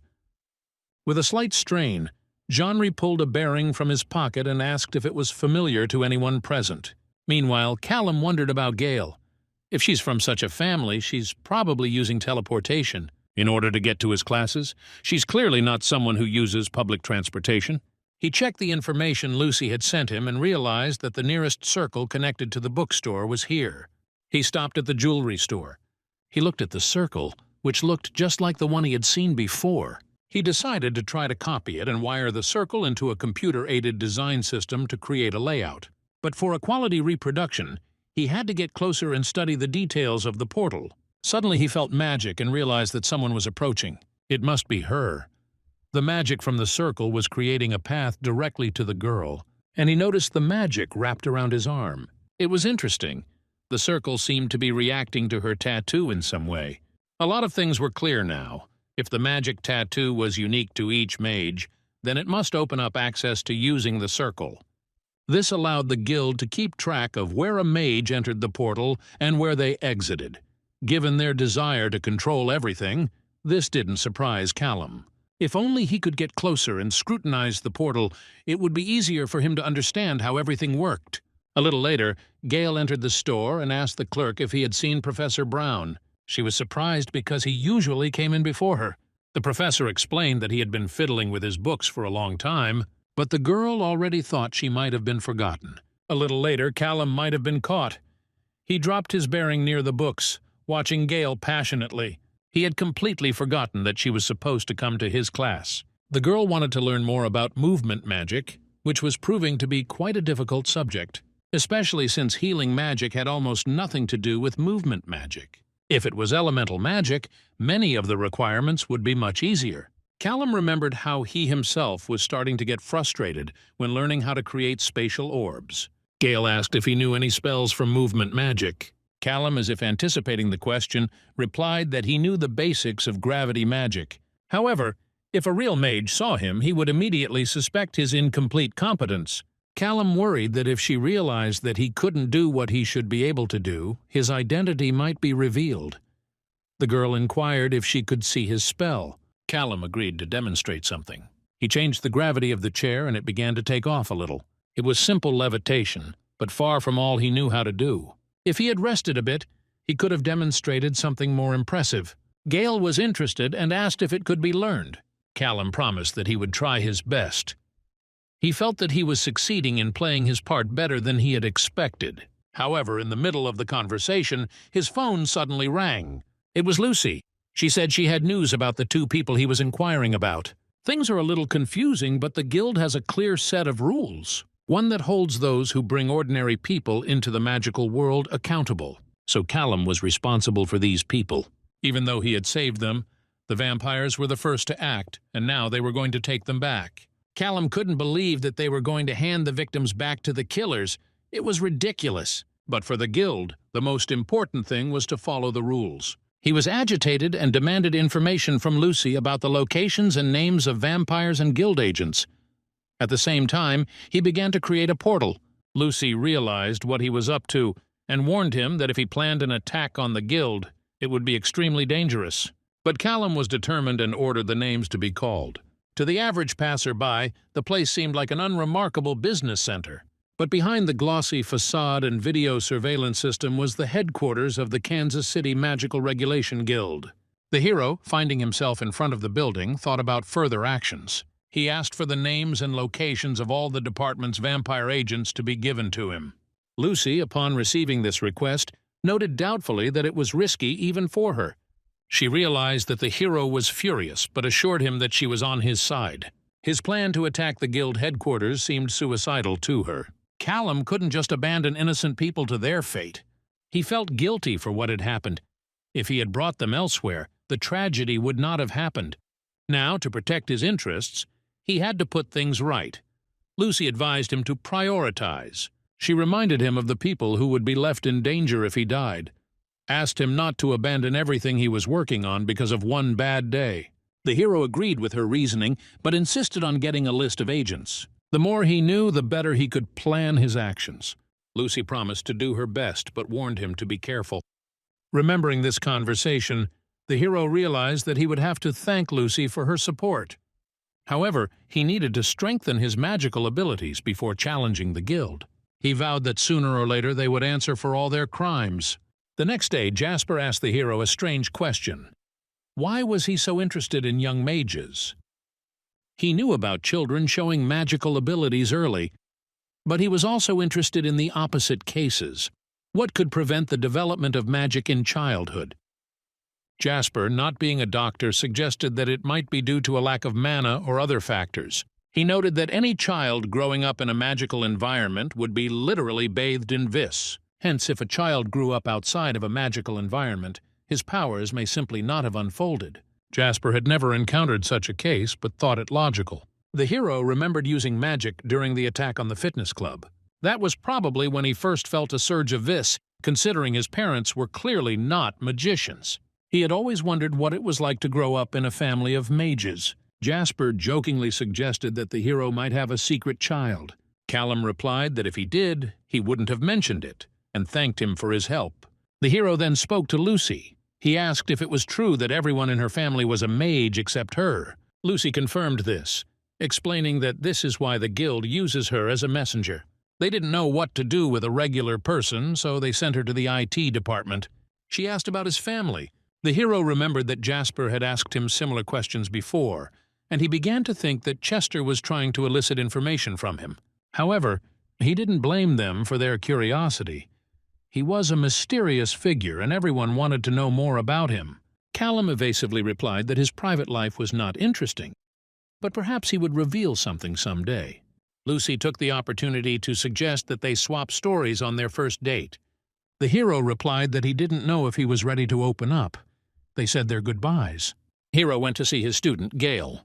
She complained about the boring textbooks. She grabbed the professor's hand and said she owed him now. He had helped her with a lot of things. He had one request. He was looking for new ways to move. The guild's teleportation circles worked well, but he wanted to find something more compact. Gail remembered her father using a home bond and offered to show him. Hero agreed. The friend who lent him the textbooks had several theories he wanted to explore. Gail suggested that one of them involved teleportation and asked if his friend happened to be a spatial wizard. She warned that divulging such information without the wizard's knowledge could have serious consequences. The guild keeps a close eye on spatial magic, and rumor has it that if Archmage Duval finds out about this, no one will ever see this mage again. Gail promises Callum to discuss with his father the possibility of bringing Homebond in for research. The idea of using a portable means of transportation seemed logical. After all, the guild's teleportation circles were tedious. She had no doubt that the professor knew what he was doing. After all, he was a professional. Suddenly, an assistant approached her and asked if Gail was going home. The girl asked to be escorted to a private teleportation network. Upon entering the office, Gail noticed that all the portals were busy, which was highly unusual for a private network. The assistant explained that something had caused the guild to become more active in recent days, which caused a lot of mages to pass through the portals. Gail teleported home, where she was met by the butler Jemison. Although she liked her study partner, she couldn't get rid of the thought that some of the demands on her were absurd. Jemison reminded her that her high expectations were justified, for she was the future of their family. Later, Gail spoke with her father, who set aside time to rest from his duties. He told her that there was tension in the guild over a vampire hunter, and the archmages are arguing about how to solve the problem. Gail was a little scared when she heard about the hunter. The girl mentioned that her grandfather, Archmage Hargrave, might stop by tonight, and she needs to get ready. In conversation, she asked her father for permission to take Homebond for her study group to research. Her father explained that this artifact is only available to archmages and was created by Duval herself. But for Gail's sake, he agreed, asking that the device not be activated. A week later, Gail met with Callum and handed him the Homebond. The professor, upon examining the device, realized that it was encrypted and only responded to her father's mark. However, thanks to his spatial sense, Callum was able to discern hidden layers of enchantment. He realized that the working principle of the artifact was complex, but believed he could replicate it in time. Meanwhile, the guild agents continued their search for the vampire hunter, but again reached a dead end. Interrogations of werewolves, fairies, and vampires yielded no results. Investigator Ray Danforth suggested that the perpetrator would make a mistake sooner or later. His actions, in Ray's opinion, may have been related to protecting someone close to him. Felicia Black added that the hunter likely has accomplices. If one of them stumbled, it would reveal their plans. After several failed attempts using laser engraving, he finally finished the job. If it works, he'll have a real working Homebond in his hands. All that remained was to fill the ring with vis. Once the ring was charged, it activated. Teleporting him straight into the bathtub, it landed with a clatter. The guy realized that the landing still needed some work, but it was a definite success. It only took a couple days to develop the device. He began by realizing that spatial magic was much more complex and extensive than it was presented in the guild. Archmage Duvala carefully controls the space mages, keeping them under strict supervision. Because the other mages do not fully understand how space magic works, Duvala easily increases his influence over the guild. All of this meant that the guy was in much more danger than he had imagined. Any criminal mage is a problem, but what if such a mage uncovered Archmage Duvala's entire scheme? He would become the biggest threat imaginable to the guild. Meanwhile, the apprentice has figured out how to work the plate. Hoping for success, she focused, channeled her magic, and concentrated. Power began to emanate from the circle. It may not be the most effective shield, but it should be enough to pass the test. It was a success, and the girl was glad. She offered to come back next week and talk about the results. If the teachers needed more, she would ask for help again. At this point, she noticed a bruise on the boy's arm and asked if he was okay. Callum was surprised to remember that he might have bumped himself while teleporting into the bathtub. Gale offered to heal the wound as it wouldn't be a problem for her. He had helped her so much it was the least she could do for him. She touched the wound using magic and the wound began to heal. After saying goodbye, she said she had to go sign up for her exam before everything slipped her mind. Suddenly, Callum grabbed her arm and asked her not to let anyone belittle her. Equal sign he believed in her strength. She thanked him for his support. The next day, Gale took an exam. Another professor suggested starting in order. Her school record showed that she shouldn't have any problems with healing, so they could skip this item. Next on the list was light. She concentrated and released the balls of light from her hands, then demonstrated movement magic by flying into the air. Upon landing, she concentrated magic around herself, showing a shield. The examiner thought everything was great and suggested moving on to attack spells. The girl had practiced this, but was a little worried. She directed the power from her hands to the figure and released the magic. After a few seconds, the figure cracked from the inside. She was very proud of herself and began to rejoice. She explained to the examiner that it was a healing attack, creating blood clotting in the body. The professor wrote something down and, noticing her excitement, assured her that everything was fine, but he needed to check something. 4 hours later, when her patience had run out, the agents of the Magic Regulation Guild entered the room. Frightened, she asked if she had failed the test. Ray Danforth replied that it was out of his area of expertise, but he was extremely interested in her healing attack. When asked if she had come up with it herself, the girl replied that she had not. Some Professor Brown gave her a way to disrupt the processes inside her body and directed her to the necessary research. Danforth then stated that there could be serious problems with this and demanded to be told everything she knew about Professor Brown. Callum contacted Lucy, who reported that the guild was annoyed at the unsuccessful search for the elusive killer. Many vampires lay low, fearing more attacks. However, nothing had happened in weeks and tensions had subsided. Callum asked about the Hargrave house. Lucy couldn't believe he wanted to contact them. It transpired that Callum had met a girl called Gale and was interested in her background. Lucy ran Gale through the database. 22 years old, a mage with powers.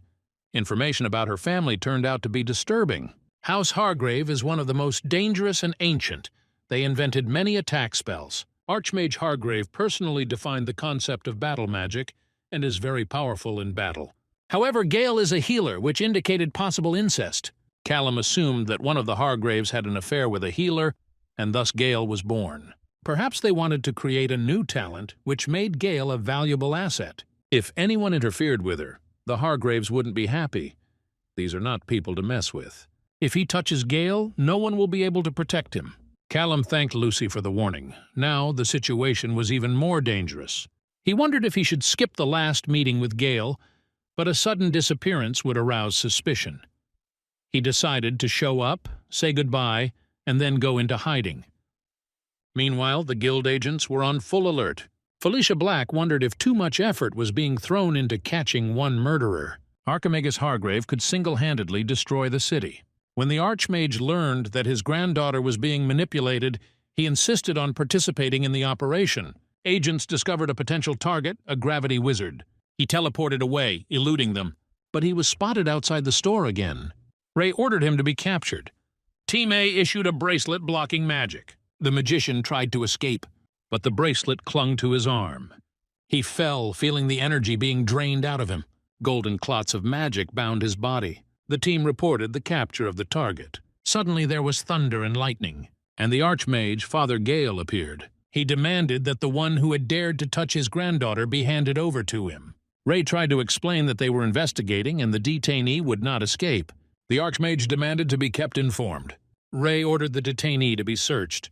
One of the soldiers found a ball bearing. A picture formed in Ray Danforth's mind. It looked like they had found a vampire killer. A few hours later, Callum came to his senses in an unknown room. After looking around, he realized that it was an interrogation room where he had been before. His hands were handcuffed and he could not understand what had happened. All he remembered was heading to meet Gale, and then he was suddenly surrounded by men in suits. He regretted not teleporting away as soon as he sensed the other mage's presence. Soon the door opened and the guild agents, Ray Danforth and Felicia Black, entered the room. They called out his real name, Callum Wells. Callum realized that his identity was now revealed. One part of the guild was looking for a dimensional mage, the other for a skilled assassin. But no one even suggested that it could be the same person. The agents made it clear that they had questions for him. Felicia activated her magic, forcing the truth, and asked if he was involved in destroying the vampire nest in Venuta. Callum was outraged. What made them think he had anything to do with it? Ray explained that the ball bearings he'd used in the battle had given him away, but they were more interested in his motivation. Callum dryly replied that the vampires that had been killed were killing humans. Felicia, however, parried that this was no excuse. This infuriated the mage. He pounded his fist on the table, stating that the real problem was not why he was killing, but why the guild was doing nothing. Felicia asked who he was working for. Callum replied that he had always worked only for himself, as he didn't like to obey. Ray found this amusing, noting that in other circumstances they could probably get along. But now Callum was a criminal, and he would be severely punished. The agents then mentioned his interaction with Gale. It turned out that the Bureau suspected him of teaching her illegal techniques. Callum assured her he was only teaching her the basics, but Felicia insisted that his knowledge could have ruined her future. He tried to explain that it was all basic biochemistry available to any doctor. However, the agents accused him of perverting magic with his human approach. When the conversation got heated and they started yelling at each other, the bracelet on his arm activated and electrocuted him to calm him down. Felicia asked again if he was trying to recruit Gale. Callum brushed it off, explaining that he just wanted to help her, as he saw her desire for knowledge, but the agents felt he was using her for his own ends. Unexpectedly, Callum claimed he was stalling for time. Ray didn't understand what this was about, as all the enchantments in the room were blocked. However, magic began to gather around the mage. It turned out that he had hidden the enchanted ring inside his own body beforehand, where no one would be able to detect it. Before the agents could react, Callum activated the portal and disappeared, saying goodbye to them. Ray immediately declared a Level 4 alert, requesting that all available agents be brought in. Meanwhile, Callum was already speeding away on his motorcycle, leaving the city at top speed. Felicia Black recalled that they had checked Callum for home bond but found nothing. Apparently, the artifact had been implanted in him, which was an extremely rare occurrence. She wondered who could have done it, since only Archmage Duval made such items, and she already had an endless stream of orders. Perhaps someone else had learned how to do it, but that was unlikely. Felicia suggested tracking Callum with a spell that works on his blood, but it only covers 15 kilometers and the guy is probably already far away. She realized that this was complicating things, and Duval would be extremely unhappy. Equal Sign Duval was really pissed off. She found out that the spatial mage was in custody, but she wasn't even notified, even though, as an archmage, she had the right to be. She swore that those who withheld information from her would be held accountable. Agent Jean tried to reassure her, reminding her that the bigger issue now was the forbidden magic that Callum was involved with. Duval explained why healing magic in the wrong hands is so dangerous. If used aggressively, it can bypass any mage's defenses. Furthermore, Gale Hargrave, having learned the technique, is now a threat. Her grandfather could still save her reputation, but if it wasn't for him, she would already be listed as a criminal mage. Agent Jean asked if Duval could provide more information about Callum. The Archmage said that spatial magic is the most peaceful of all, but still, she needs to know who trained him and his background, since such mages are born once every 40 years. She insisted on catching him. In the meantime, Callum had acted. He hid necessary items in advance all over the state: clothes, weapons, cash, and even textbooks. Now he had everything he needed to start over. But he realized he had made a mistake in allowing his identity to be revealed. Callum decided to contact Lucy to make sure she was all right. She assured him that there was no problem, and told him that she had managed to get her hands on the research material. Callum asked if she could tell him where to find magical equipment, preferably not disposable. Lucy explained that such things were strictly regulated, but if you sneak into worlds through portals, you might find something useful. Taking artifacts on his own was illegal, but given his status, it didn't matter anymore. Lucy also warned that Archmage Duval was furious. She is the spatial Archmage and controls all other mages in that area. If she catches him, he won't be happy. By that night, Callum was nearing the border of Fey territory. Lucy gave him data about them. Fairies have magic that is completely incomprehensible to ordinary mages. While their abilities are varied, they are not particularly powerful. Suddenly, Callum felt the presence of a group of beings. They were not human beings. He encountered dryads, pixies and fairies, adorned with necklaces on which hung human ears. Meanwhile, in the forest, several ordinary people fleeing from monsters lost their way. They tried their best to move faster, but a girl named Hannah stopped, exhausted beyond belief. The guy accompanying her explained that they couldn't stop. Their pursuers were already breathing down their backs. The guy made it clear that stopping meant death, just as it did for those who couldn't escape earlier. Meanwhile, Callum remembered an episode from his childhood. He then asked his father to let him play on the slide. He was allowed, but his father warned him that he must stay in plain sight. Callum rode until he noticed the two boys starting to fight. One argued that it was his part of the playground and that he should ask permission before entering. The other objected that the place was shared. The first boy ended up pushing the second boy, calling him a loser. Callum continued playing, thinking it was none of his business. But then his father came up and asked why he didn't do anything, why he didn't help that boy. Callum, confused, replied that he was just waiting for his turn.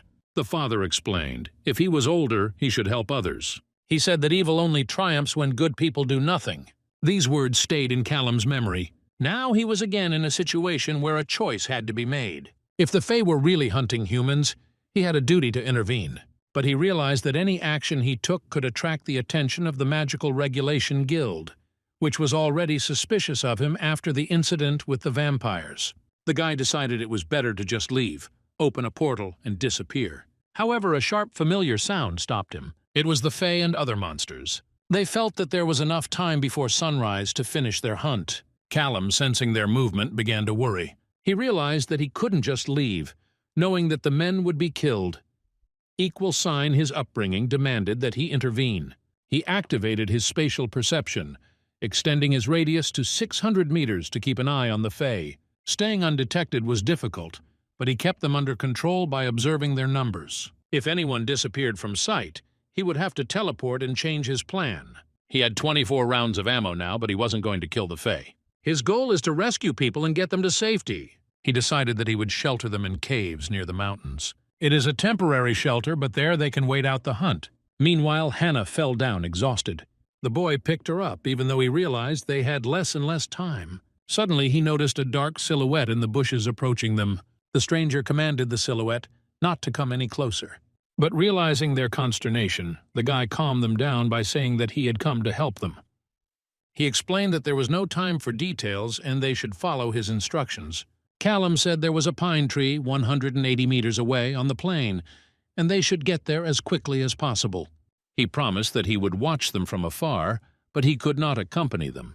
Using magic in his presence might give him a way to the Fae. The men, though hesitant, went to the pine tree. Reaching their destination, they stopped to wait for him. At this moment, however, a portal suddenly opened beneath them, and in a moment they found themselves teleported away. Landing on the ground, they shrieked in surprise. Callum appeared beside them and apologized for being abrupt and for not warning them to group up when they fell. They were now a kilometer away from where they were being chased. Guy questioned them about how they had gotten into this situation and why the Fae were hunting them. The humans told him that it was like a wild hunt. The monsters were playing with them, enjoying the pursuit, and if they lived to see the sunrise, they would stay alive. Callum erupted with anger, recognizing that it was all just entertainment for the Fae. Wasting no time, he opened the portal and left them, deciding that the only way to deal with the monsters was to destroy them once and for all. Meanwhile, the Fae began to notice that something had gone wrong. The sun was still far away, but their numbers began to dwindle.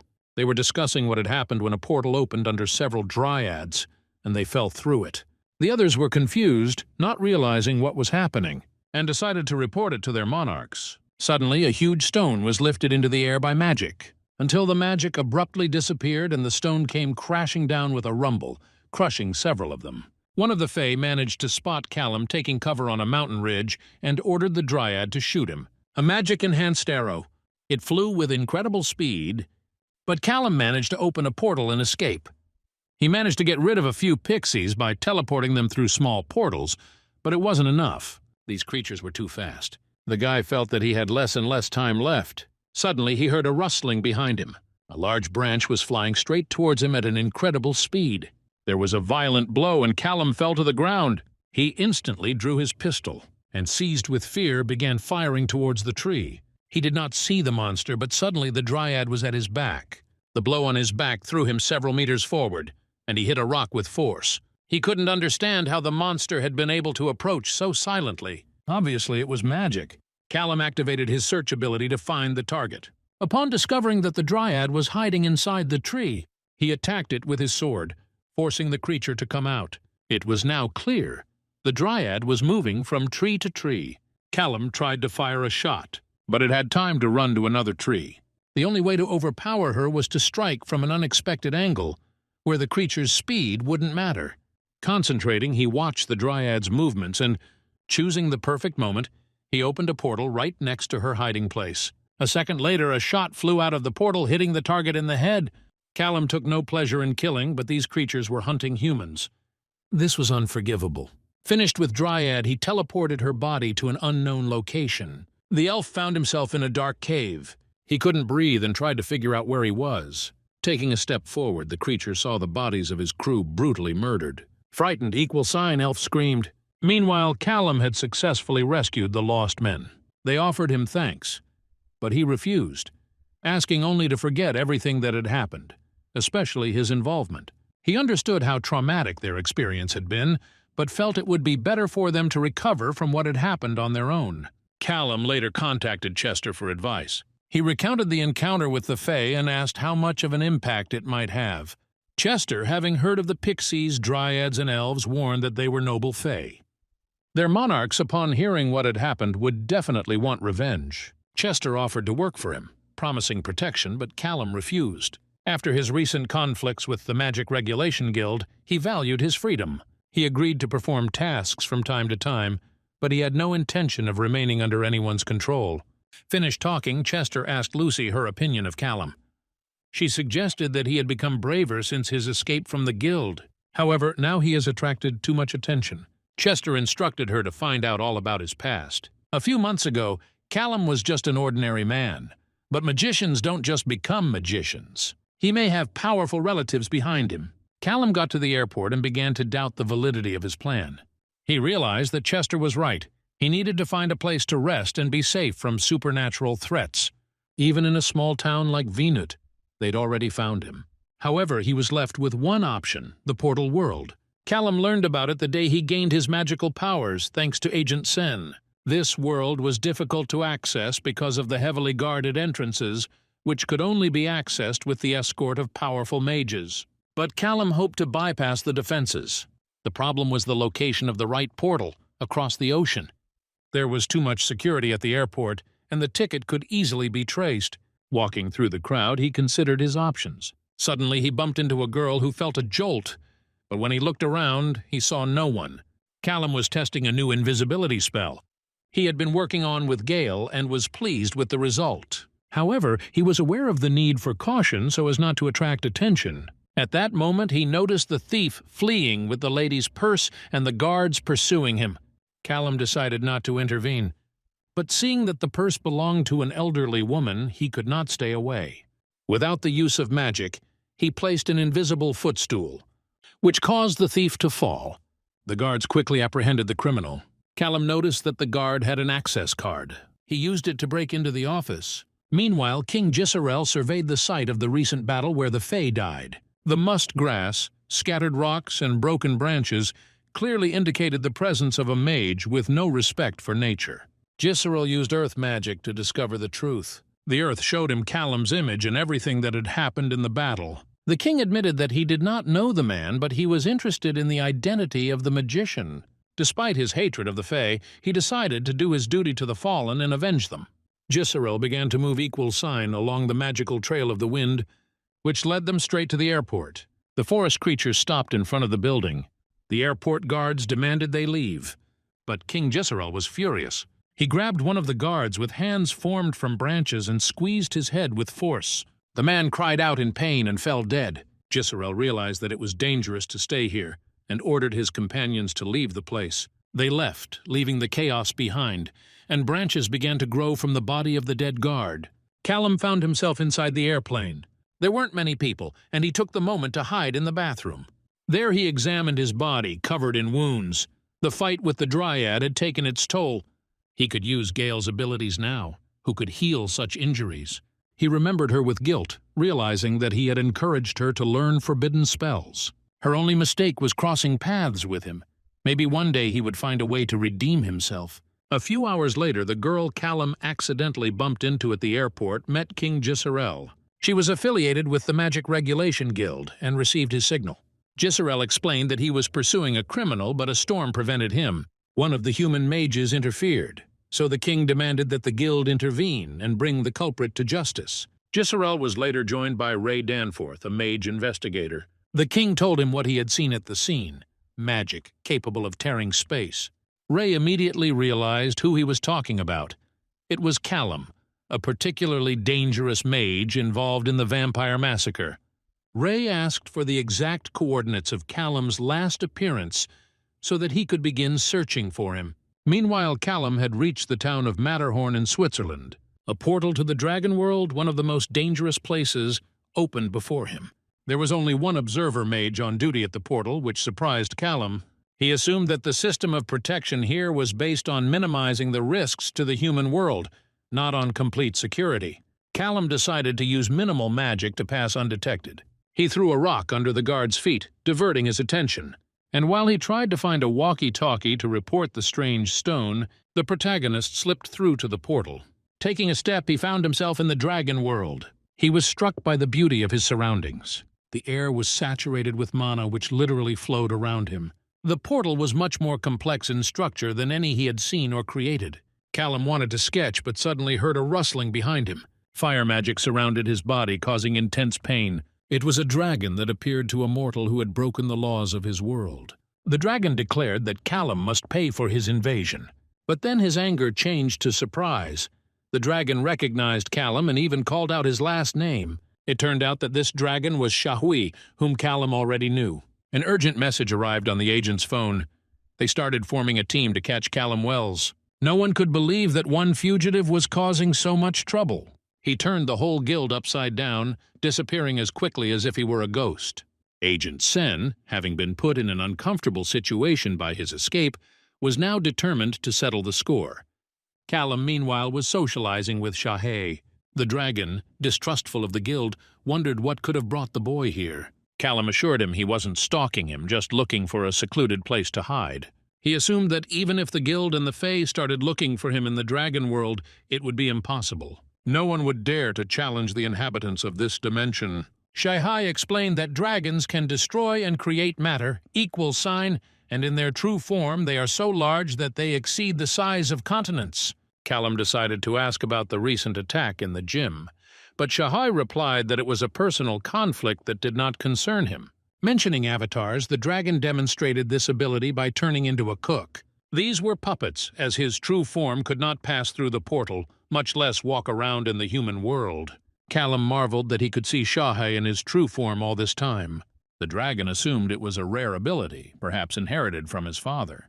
When it came to Callum's parents, he was told that his grandparents raised him as their own son.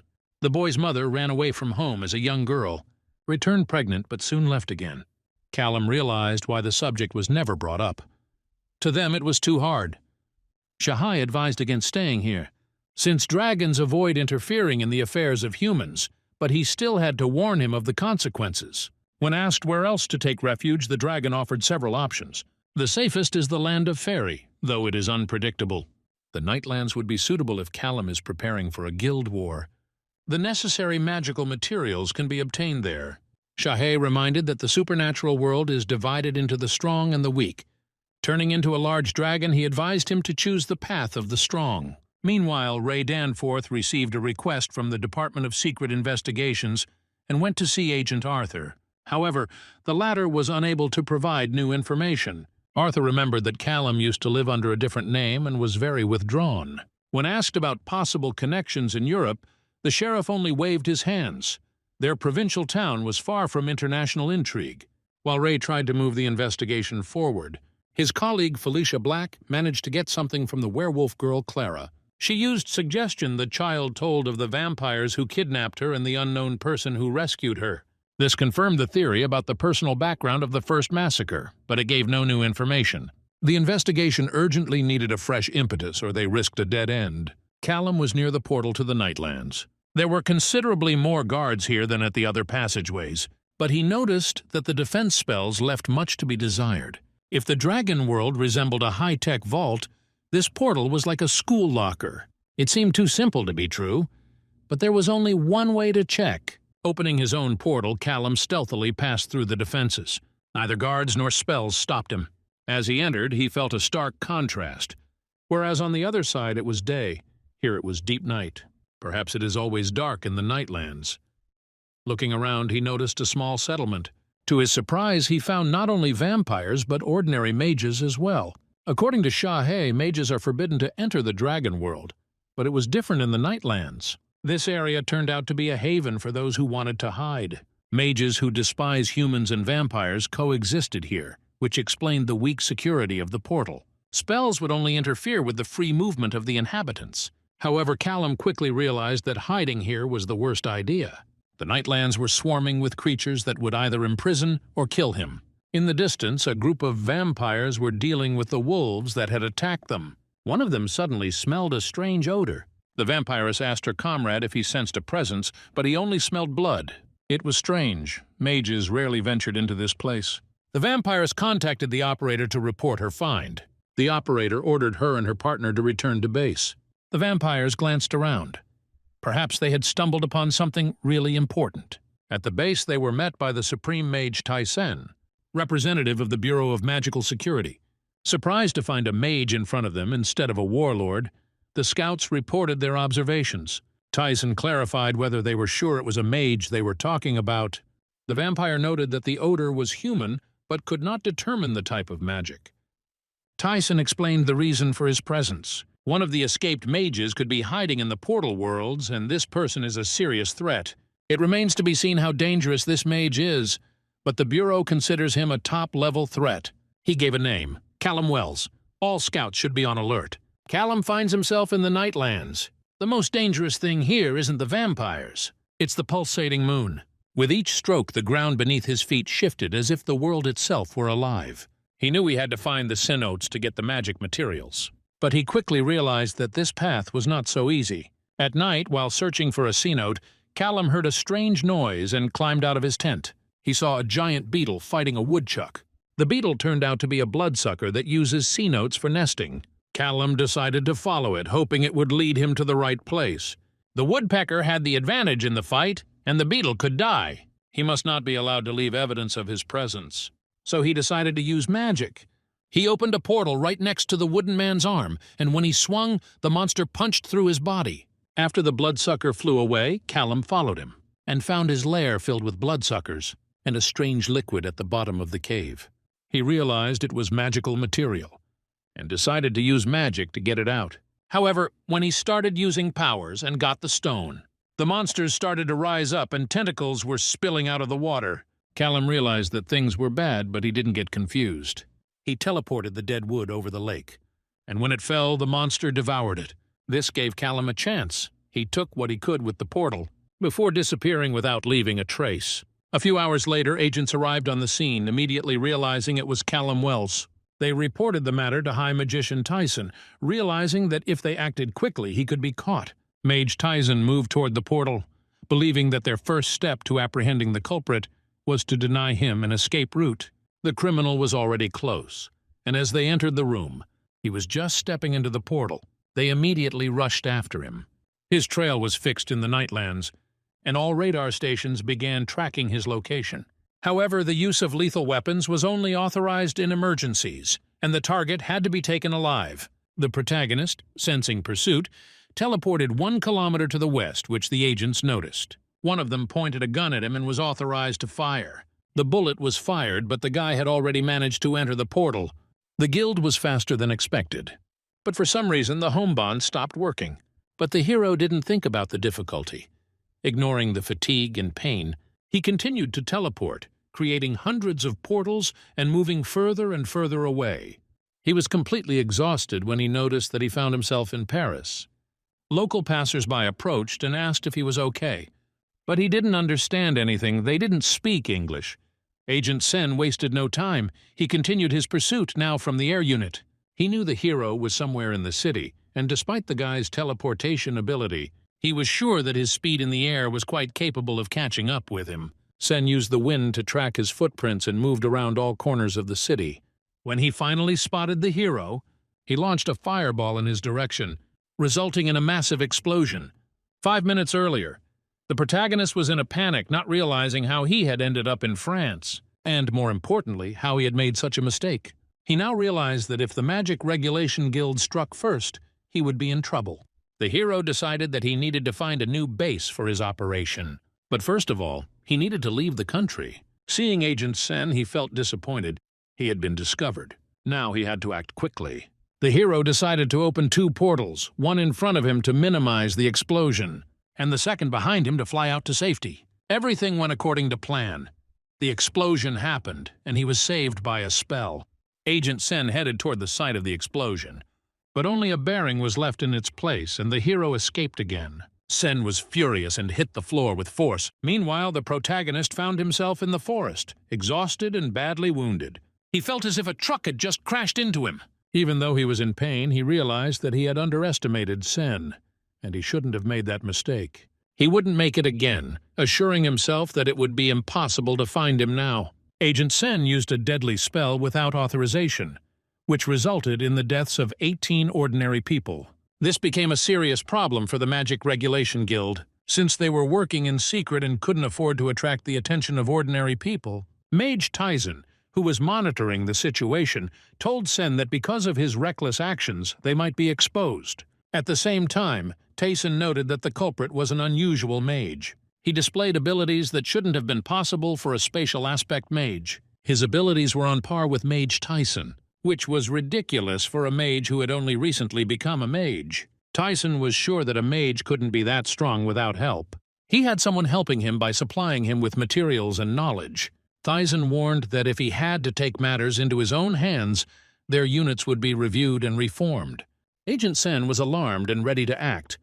The protagonist found himself on fire, not realizing what was happening. Engulfed in flames, he screamed, asking if there was anyone alive. At that moment, he heard a faint voice pleading for help. He rushed to the injured man and saw the girl huddled under a fragment of rock. Lifting it up, he helped her to get out, the girl pointing with her hand to the man controlling the fire. Suddenly, she lunged at Callum, shouting accusations hysterically, demanding answers as to why he had let them die. Her face began to change rapidly, turning into a haggard corpse. At this point, Callum woke up abruptly. Another nightmare. He was on an airplane and tried to regain consciousness quickly so as not to attract attention. The news reported 18 deaths in a sudden kitchen fire. People burned because of his spell. He felt guilty, and these deaths would remain on his conscience forever. An announcement was heard. An airplane had just landed in Texas. At that moment, Callum felt a sharp pain in his head. The spell on the home bond began to weaken. Considering what he had done, it was surprising that it had lasted this long.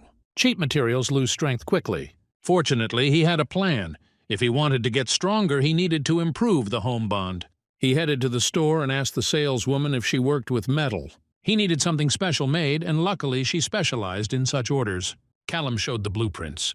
The foreman was surprised at the complexity of the work. The girl said they could fulfill the order if he had the right materials. He opened his bag, showing off his supplies. The master began to look at them curiously, amazed at the rarity of the alloy. A few tests were needed to determine the melting point, but it should be ready in a few days. It had been quite some time since he had last created something useful. A couple tricks aren't enough to fool the Magical Regulation Guild. He has to keep learning. He thought about it. If he had enough resources, he could create a small teleportation network similar to the guild system. In theory, he could use it to move around the world in seconds. Suddenly, the phone rang. It was Lucy. She immediately realized that he had been attacked by the guild mages again. Moreover, there were rumors that he was moving between worlds like a ghost. It was easier for the guild to make him a villain than to admit that he had managed to bypass their guards. Lucy suggested two versions. Either the guild is just a bunch of incompetent knuckleheads unable to protect their worlds, or he really is so powerful that he can destroy them with a single spell. She hasn't decided which version she likes better yet. Callum has begun to create a thread of Vis. At first glance, it seemed insignificant, but once he imbued it with spatial energy, the magic gathered into a sphere. As the thread expanded to form a huge orb, he took a paper clip and pierced it. At the same instant, the magical energy burst out and the paper clip dissolved into thin air. Finally, he succeeded in creating a space that was bigger on the inside than the outside. It didn't allow traveling through time and dimensions, but it opened up tremendous possibilities. Now, if he learned to simplify the process, he wouldn't have to rent lockers all over the states. He could carry his own magical vault. Sunlight came into the room. It was already noon. Callum realized that if it was Friday, he should look in the workshop. When he went into the store, he saw a tired-looking craftswoman. The alloy was unusual. At first it looked like lead, but its melting point was different, so some experiments had to be made. In the end, the material was able to be brought into working condition, and she created 3 kilograms of thin wire, even more than Callum expected. Plus, she had enough material left over to make additional copies. As a result, he now had not just an improved device, but as many as 5 home bonds. This was unexpected, and he thanked the craftswoman admiringly, but she asked for a hefty fee, leaving him with almost no money. This expenditure reminded him to call Lucy. They hadn't spoken since their last awkward conversation, and Callum feared he would embarrass himself again. However, when he called, she immediately answered, casually calling him a tough guy and then being embarrassed. He said hello, and Lucy assumed he wanted to fire her. But it was the opposite. Callum offered her a job. He needed help selling his new invention, an advanced and fully autonomous home bond, unconnected to the guild network. Lucy immediately realized how serious this was. Unregistered magical devices were worth a fortune on the black market, but their owners risked jail time or even execution. Apparently, the price could run into the millions, but the main problem was who would risk buying one. Lucy warned that such deals were too dangerous, but if a buyer was found, she would take a percentage. Meanwhile, Archimegas Hargrave was furious. He couldn't understand how Callum had managed to escape again. Agent Jean reported that he had left no trace. His magic signature was too low, and Vis's hiding methods were impeccable. They had 2 attempts to catch the fugitive, and both failed. After all, this man had defiled his precious granddaughter, and he wasn't about to let it go unpunished. He ordered Jean to take on an important mission. In his opinion, Callum had an accomplice within the guild. Archimegas Duval was also interested in the case, and Hargrave instructed an agent to lead an internal investigation. He suspected there was a mole in their midst. The next day, Callum called Lucy and asked if there was any news about the home bond purchase. She admitted that it was complicated for now. She had few criminal connections. Suddenly, however, the best buyer was Chester, the same alpha he already knew. Callum was wary, too convenient. Was Chester just trying to do him a favor?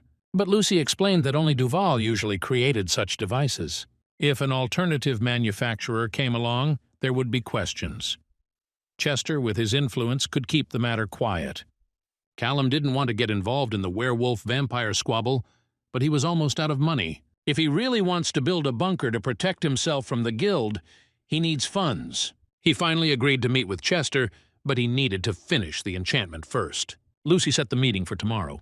Callum realized that the quality had to be perfect. Every time he used home bond, he felt slightly nauseous, and he didn't want to imagine Chester constantly taking medication after teleporting. Plus, werewolves couldn't control magic like mages do, so a standard magic ring for activation wasn't enough. He decided to make 2 connected plates. It would be easier to use the device that way. The work took all night, but he finally created a pair of home bonds, perfect for Chester. The next day he contacted Alpha, who immediately guessed that the magician had something interesting. Callum offered him a teleportation network not tied to the guild. Chester was clearly interested, but Callum immediately warned. It would be expensive. Chester was willing to pay good money. Callum explained that he had adapted the device specifically for him, without unnecessary elements of the guild. The simpler, the more inconspicuous. Safety, too, he removed, having tested everything on himself. He also asked Chester to wire 20% of Lucy's value as a commission for finding a buyer. Alpha agreed and asked her to send details of the location of the stash. The transaction went well, and Callum was pleased with the cooperation. Meanwhile, the agents were suddenly summoned to headquarters, and it was clearly not good news. Ray Danforth offered to bet Felicia Black which one of them would be fired first. When they entered the office, Agent Jean thanked them for their promptness. The conversation immediately began to be recorded. Ray was the first to give his name. Then Jean turned to Felicia, noticing her concern. He assured her that he was protected from her abilities, so she had nothing to worry about. The first question was how many years they'd been working together. Ray replied that it had been quite a while. Jean then asked if they had any ties to organizations outside of the guild. Felicia denied everything. But further questions became more serious. Had they divulged secret information to outsiders? The agents were surprised by the accusations. Ray assured them that they were not stupid enough to make an enemy of the guild. Jean brought up the Callum Wells case. Both agents were in the room when he escaped, which looked suspicious. But they had acted according to protocol. No one could have guessed that he would be able to teleport away. Then Jean asked the ultimate question. Did they consider themselves competent? After all, criminal mages don't often manage to escape right from under the noses of agents. Ray admitted that they had failed, but that only adds to their motivation to catch him. Jean, after listening to them, informs them that he is relieving them of their current duties by order of Archmage Hargrave. The agents are alarmed and angry. No one but them will do a better job. But Jean clarified that he was not dismissing them, but transferring them to another assignment. There is reason to believe that Callum has an informant in the guild. He invited them to join the investigation. In the morning, Lucy is awakened by the ringing of her alarm clock and looked at her watch and was horrified. She was late. Running to the elevator, she saw the doors close right in front of her nose. No one even tried to hold them open. She was angry at the mages again. They were treating her like trash, even though she was also from a magical family. Upon reaching work, she received a notice. All employees to report to the first floor immediately. Agent Jean announced that there was a problem at the guild, and they would now interview the employees. Those who have nothing to hide have nothing to worry about. Everything will be strictly confidential. At that moment, Felicia Black used her magic, silencing everyone. Jean read out the ID numbers, and when Lucy's name was called, she entered the interrogation room. She couldn't be resisted. The agent was forcing her to tell the truth. Felicia asked if Lucy had ever passed on information to which the guild restricted access. Lucy fearfully replied that she had not. This was not a lie. She was not handing over, but selling data. The agent further clarified whether she knew anyone who had distributed prohibited information to outsiders. Lucy told a boring story from 5 years ago. She was then asked about her cooperation with Alpha Chester. She explained that she provided technical support and troubleshooting. That was what she was hired to do. Felicia asked if she had any serious connections beyond the guild and Chester's pack. Lucy tensed, trying not to say too much. The agent got angry and ordered her to answer. Excitedly, almost stammering, Lucy admitted that she sometimes chatted with her boyfriend while working. Felicia snorted disappointedly. She didn't care about other people's personal lives. The interrogation ended and Lucy was released. Jean analyzed all the answers, but no one confessed anything. It seemed to them that the investigation would go faster if the officers knew why they were being questioned. But this was against agency policy, especially internal affairs. Meanwhile, the Fae were already starting to spread rumors, and if the others found out about the guild's internal problems, the balance between magical beings may collapse. War will become inevitable. While the staff was distracted, Danforth searched them for signs of magic. Some turned out to have personal watchers, but nothing suspicious. Jean was annoyed. Sometimes the leads just aren't there. But he didn't believe Lucy was as clean as she seemed. His intuition told him she was worth watching.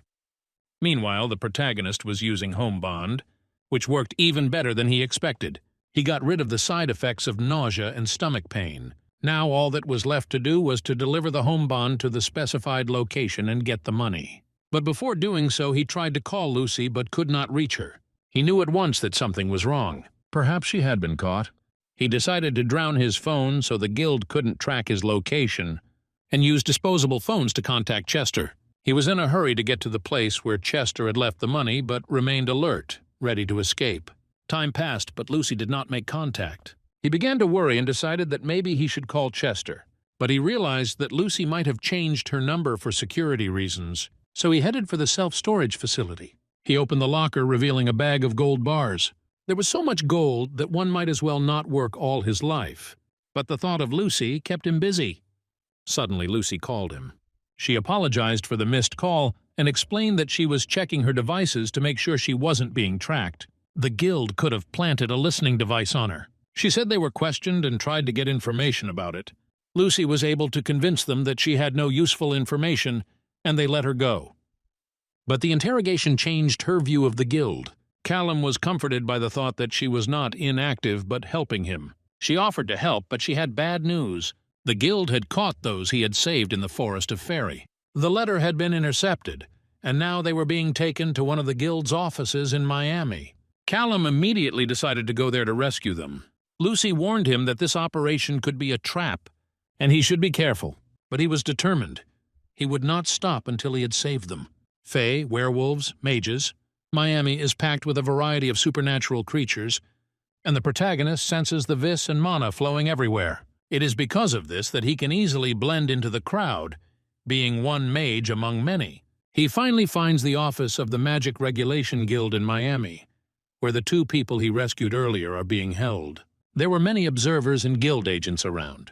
Had to find a safe place to work. Callum concentrated, and despite the many supernatural beings, noticed that there were ordinary people working in the office.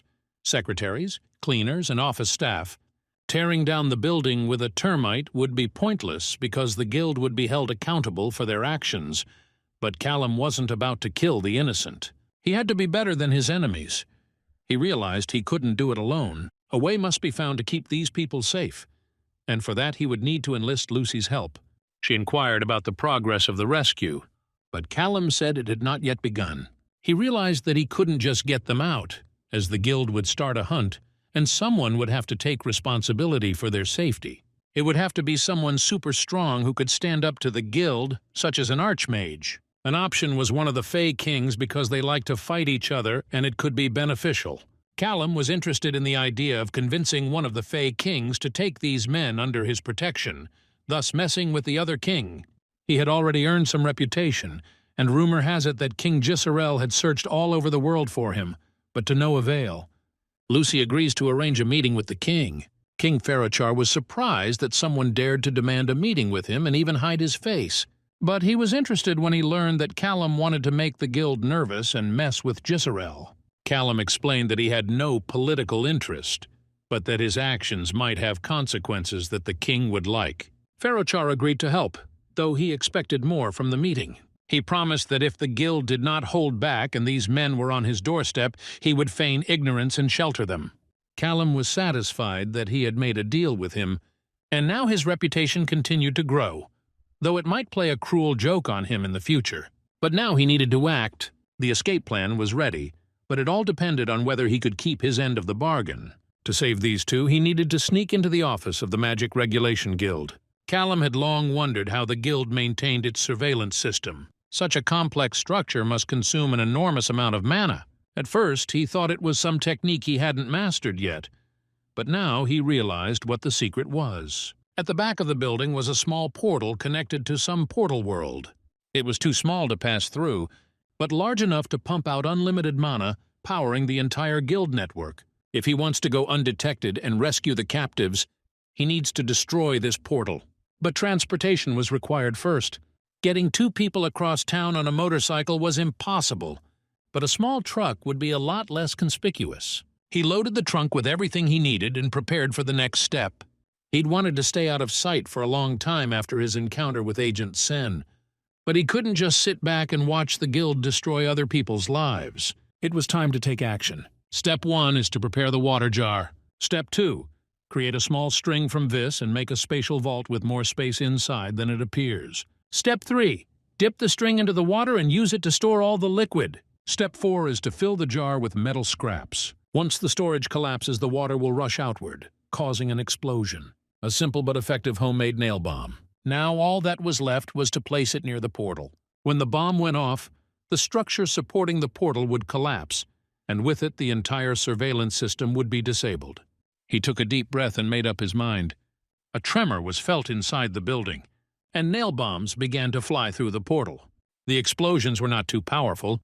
Their purpose was not to destroy, but to distract and create panic. As the people in the office began to bustle about, a portal opened beneath the prisoners, and they fell into the van. They immediately recognized their savior. Callum explained that he was taking them to safety and they should just sit tight. The victims wondered why someone was always following them. Callum apologized. He was the one who got them into his trouble. They inquired who he was and what was going on. 1626, but he just said it wasn't important. After today, they would never see him again. One of the rescued men got angry and started to resent him, but the girl stopped him, explaining that Callum was only trying to help. He replied that he understood them. He had once been in their situation himself. This otherworldly world bursts in suddenly and ruins everything that seemed to be unchangeable. He has made arrangements with people who will be able to protect them. They will be safe, and then they can decide for themselves what to do from there. There was only a little more to go by, and in the rearview mirror he noticed police cars. They were pulling over.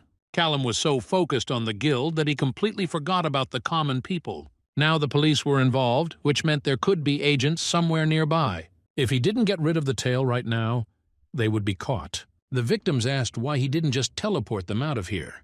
Callum replied that it would attract too much attention and the police had been chasing them for too long already. The longer this goes on, the greater the chance that the guild agents will suspect something. The car stopped and the policeman asked to open the window. Callum said hello, but the officer said he smelled a strange odor coming from the cabin and decided to check it out. The protagonist realized that it was because of the substance he had sprayed the car with to deter werewolves. The captives began to act as if they were not quite sober. The policeman decided not to waste time and just told Callum to take them home. But suddenly the protagonist noticed the guild agent and realized he had to get out. He stepped on the gas sharply and the car took off. Suddenly several agents whizzed over them at an incredible speed. Callum realized it was reinforcements. After the attack on the office building, the guild wouldn't leave him alone. But they had almost made it to the safe zone. They are now in Fey territory, and this is where he will be able to open the portal. He asked the captives to go through there and tell them that the Phantom had sent them. The deal is done. He has delivered them, and now they must leave on their own. He promised that his friend would contact them when things were settled. The victims went into the portal and thanked him. Meanwhile, Ray Danforth surveyed the scene of the break-in and didn't understand why the security was so lax. He had warned everyone that Callum might come, so why weren't they ready? The guards explained that patrols had been stepped up, werewolf and vampire teams had been deployed, and the surveillance network was working without interruption. Felicia noticed that her partner was angrier than usual. He tried to keep her away from the local Fae, knowing she had a problem with them. The agent looked for clues, but found only puddles of water and metal debris. Suddenly, the Archmage showed up. He said it was only the blood of the sea, and said that one of their suspects was much stronger than they thought. This cycle moves on its own and sweeps away everything in its path. The Archmage said to call Duvala. She is the only one who can make sense of what has happened. Duvalet was trying to meditate, when her phone suddenly rang. Agent Ray reported that they ran into Callum Wells again. Although no one had seen him, he had taken 2 people out of custody, and the crime technique matched his style. Traces of spatial magic were found at the scene, and Ray hoped that Duval would be able to do an expert analysis. Duval irritatedly called them useless and wondered when it happened. She quickly packed up and went to the headquarters of the Magic Regulation Guild in Miami. Ray explained that there was damage to the teleportation structure in the area of the incident, and they believe Wells used his magic to move something important. Upon arriving at the scene, Duval immediately began her analysis. Her mind remained focused on the spatial magic Wells had left behind. She felt that the magic was crude yet precise and accurate. The magical traces left behind were absorbed by metal debris that resembled the magic used earlier. This criminal was dangerous and strange, and his methods continued to baffle. At this moment, Archmage Wheezy appeared in the room. He was not invited, but stated that he had come on his own business. Duvalet, annoyed, demanded that he explain his intentions at once. Wheezy stated that he was curious to know about Callum Wells and his connection with the events going on around him. He claimed that he had long ago promised to destroy every criminal and those who collaborated with them even if it involved fellow magicians. Wheezy was one of the oldest mages, and his oddities were of little surprise to Duval. However, she kept her guard up, for she knew how to deal with such personalities. A black magic ball appeared in her hands, but Wheezy only grinned, declaring that someday he too would encounter this magic art. Jean's analysis showed that Wells had used a subtle technique to pass unnoticed, but the question remained as to how he managed to bypass the defenses from such a distance. Realizing that more surveillance was needed, Jean suggested increased security at headquarters, although he said it was impossible to protect all facilities. Expectations were high that if they could predict Wells's next move, they could prepare for an attack. Meanwhile, Cullum was on his way to Mexico. He decided to wait before calling Lucina. He knew that calling in the middle of an investigation could draw unnecessary attention and put her in danger. He hoped the situation would calm down and he would dial her in a few days when things had subsided. For now, he concentrated on finding a new base. At this time, Jean learned that the Fae had harbored 2 people whose names had been wiped from their memories through magic. Although they remembered their existence, no one in the guild knew who they were. Hargrave realized that these men were working with the Fae and asked what the King of Miami thought about it. He tried to conceal his intentions, but it was obvious that he was up to something. Hargrave believed that if they could get these men out of hiding, they could get to those associated with Wells as well. Most of those in his network are protected by werewolves or by the magic of the Skelthoof Guardians, and only a few remain unprotected. However, it was clear that someone was passing information to Wells, and it had to be stopped. The agent agreed with the plan and suggested finding an informant who could lead to Wells. Once they caught this traitor, Wells himself would come running to them and they could catch him. Lucy sat at the bar, deciding that getting drunk wasn't the worst way out of the situation. She hadn't been happy with her life lately, and this evening alone seemed like a good option. The barista asked who she worked for, and Lucy replied that she was an IT specialist for a security company. There was a big data leak recently, and now investigators are literally following her every move. But the worst part was that she hadn't heard from her friend in a week and was worried that he was mad at her. Lucy admitted that perhaps her actions were not quite right, for she had led him into danger for her own gain.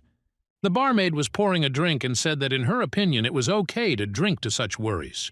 Suddenly the bell rang. Lucy recognized the number and happily picked up the phone. It was Callum. He apologized, explaining that after saving the 2 in Miami, he disappeared because he was worried about her. The guild, he said, was in dire straits and he didn't want to jeopardize it. He was in Mexico and asked for a map of the area showing all the supernatural sites. Lucy found the map and promised to send it to him. She felt depressed, thinking he was only calling for business. But Callum explained that he appreciated her help and was grateful for the information about the 2 men. He promised that if she was in trouble, he would always be there to help. After talking to him, Lucy went back to the barmaid. She asked if there were any drinks that might help calm the storm in her heart, for she seemed to be in love. The next day, Callum was at a business meeting. He was going to buy land to build a house, and hoped the seller could help him with local building companies. The salesman asked why he had chosen this location, and Callum explained that his friends had recommended the area, but what he was really interested in was the land near the portal world, where the remnants of magic could help him set up a base.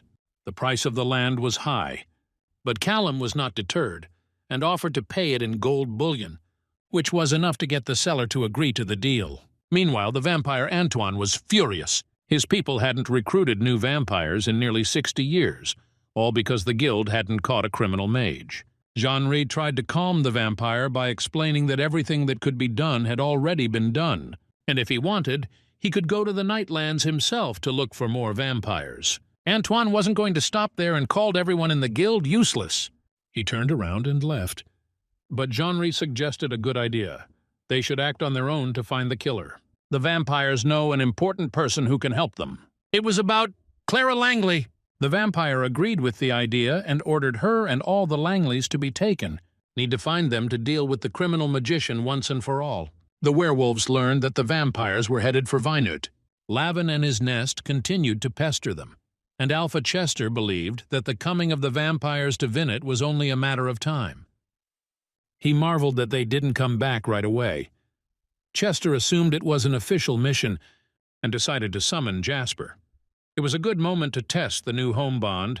The sheriff contacted Alpha and was informed that the vampires were indeed headed their way. Apparently, they're in a bad mood because their mutual friend didn't show up, so they decided to get revenge. Alpha arranged for the vampires to stay with him, because after all, Lavin's vampires are after the sheriff's family.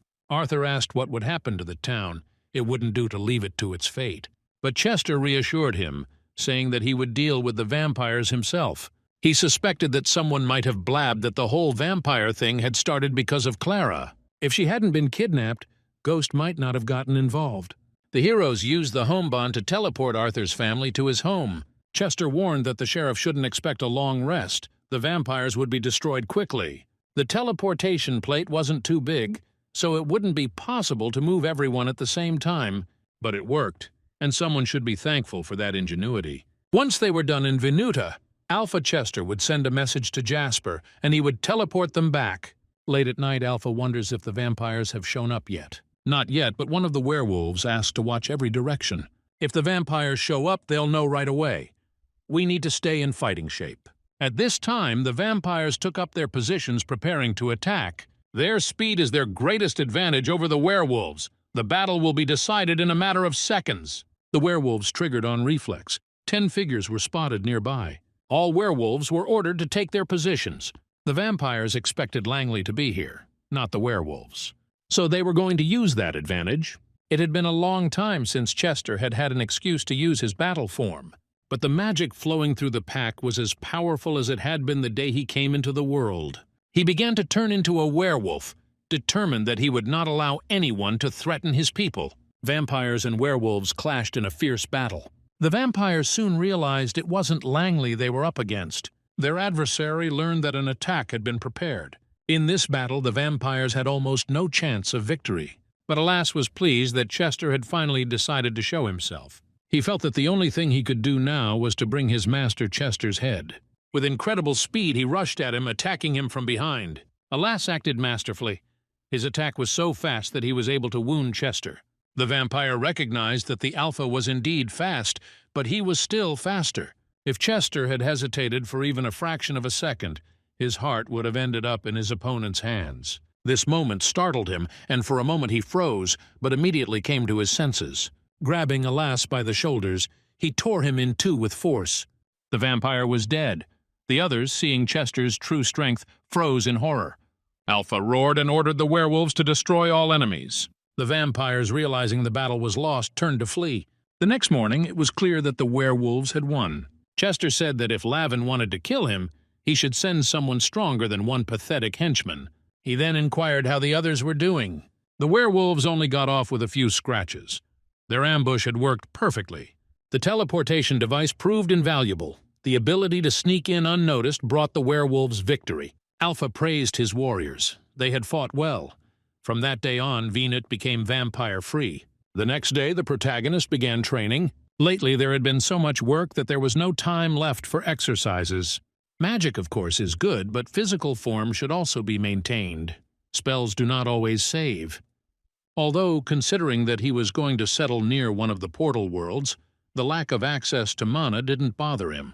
It literally surrounded him, making him feel maximally energized. He seemed capable of creating a perpetual motion machine in a couple hours. It was worth it for him to build a bunker, and he could supply it with energy while remaining completely autonomous. Now his portals had no range limitations, and telekinesis seemed like something commonplace. Meanwhile, the guild agents were discussing the situation. Ray warned Felicia not to use her magic. She just waved it off, claiming it was convenient. Let the humans do their dirty work for them while they can sit back and watch. A co-worker told Ray that he had reviewed the reports and found a curious pattern. Their suspect wasn't just causing carnage, but was acting in an increasingly calculated manner. He used to just barge in and slaughter everyone, but now his attacks were becoming more deliberate. That meant he was learning, and at an alarming rate. Wells went from amateur to seasoned killer in a matter of months. People who grow rapidly in skill often overestimate their capabilities. For ordinary people, it's like speeding up on a bicycle and not slowing down in time to break a leg. And for magicians, it's like trying to cast a spell that you can't control. This thought was very accurate, and the agent was thankful for the sound reasoning. Ray asked if there was an update on scanning the guild servers. He wanted to see all of Wells's interaction logs. calls, emails, texts, money transfers. Money has always played an important role in these matters. Meanwhile, Jasper brought Lucy her share for the sale of home bond. She preferred to receive it in gold bullion so that she could send it to the exchanger herself. Jasper warned her to be careful. This method of settlement was easily traceable. Lucy only grinned and assured her she could handle it. She was too experienced for anyone to catch her. The protagonist counted all the mordite he had received. He knew that these stones could be useful, but their value exceeded all expectations. The mining process looked impressive, but it was worth it. At this point, he set up teleportation plates near the bunker, a couple of kilometers from Venuta, and also near his hometown. The final question was, what to do with the remnants of the mordite? A few stones were worth keeping in reserve, but what to do with the rest? He called Lucy and at the same time decided to check on the guild. The girl told him that they had introduced a whole carload of new rules. The schedule had gone astray, and the bosses were snapping at everyone indiscriminately. He apologized for the inconvenience. On the one hand, the situation is tense, but on the other hand, everyone has been sent home on paid vacation. Guy wondered if Chester would want to buy another teleportation plate. Lucy said that he definitely wouldn't mind. After the incident in Venuta, he hadn't stopped admiring the convenience of this device. She called Chester and they discussed the deal. Alpha wanted a larger plate than last time. The protagonist promised to give it a try, but warned that it would be the last one he would be able to do anytime soon. Meanwhile, Gale tried to escape the monster. The monster threatened her, stating that she would not be able to run away forever. He would destroy everything around her until she had no place to hide. The monster stood against her, and she is only a healer. The monster caught up to her and swung. 1846, but Gale was able to dodge it. Remembering her training, she focused all her will, as if she were going to use a healing spell, only instead of healing. 1850, she channeled her power into destruction. The creature howled, feeling its body burn from the inside out. Gale tensed, not allowing herself to lose concentration. The monster gritted its teeth and called her petty and annoying. He was slowly dying, but he found the last of his strength and lunged at her. His paw went through her body. A second later, the simulation stopped and Gale found herself in the hall. The professor coldly noted that she had failed the task again, and this time the monster was weakened. He suggested repeating the simulation. But Gale was too angry. She abruptly cut him short, demanding that he stop speaking to her in that tone. If he wanted to teach her something, let him do it properly. Otherwise, he had better just keep quiet. The servant found out that the training had gone horribly and expressed sympathy. It's all over when they catch Callum. She still couldn't get used to that name. They had spent so many lessons together, but she still didn't really know anything about him. Gale wondered where he was now, but there was no news. It was said that he had managed to convince the Fairy King to come to his side. She asked him to let her know at once if any information came to light. She never wanted to study destructive healing, and now he had ruined her life. She's lost her family. She wants to meet him one last time. She needs to know. Why did he do this to her? A week later, the protagonist received his reward, $1 million. After Lucy picked up her commission, he wondered what Chester was planning with the new teleportation plate. Alpha asked the crew if everything was ready. The plate had already been delivered to Lavin's penthouse, but it wasn't easy. They bribed some people to bring it inside. Jasper doubted whether it was worth the risk. But Alpha thought it was the perfect time to attack. The shapeshifters went ahead with their plan and teleported away. Without transforming into their battle forms, they had to conceal their involvement in the incident. Alpha spotted one vampire and killed him by stabbing him in the stomach. Meanwhile, Roy smothered a sleeping vampire with a pillow. The murders continued quietly and unnoticed. One of the werewolves reported that there was an armory at the end of the hallway where 3 more vampires were hiding. Alpha decided to focus on Avalanche. He entered Lavin's office by kicking the door with his foot. He said it was over. Lavin remained calm, showed his blade, and asked if he recognized it. It was a sword of pure silverite, sufficient to kill him. Lavin attacked, but Alpha caught his arm and held back the blow.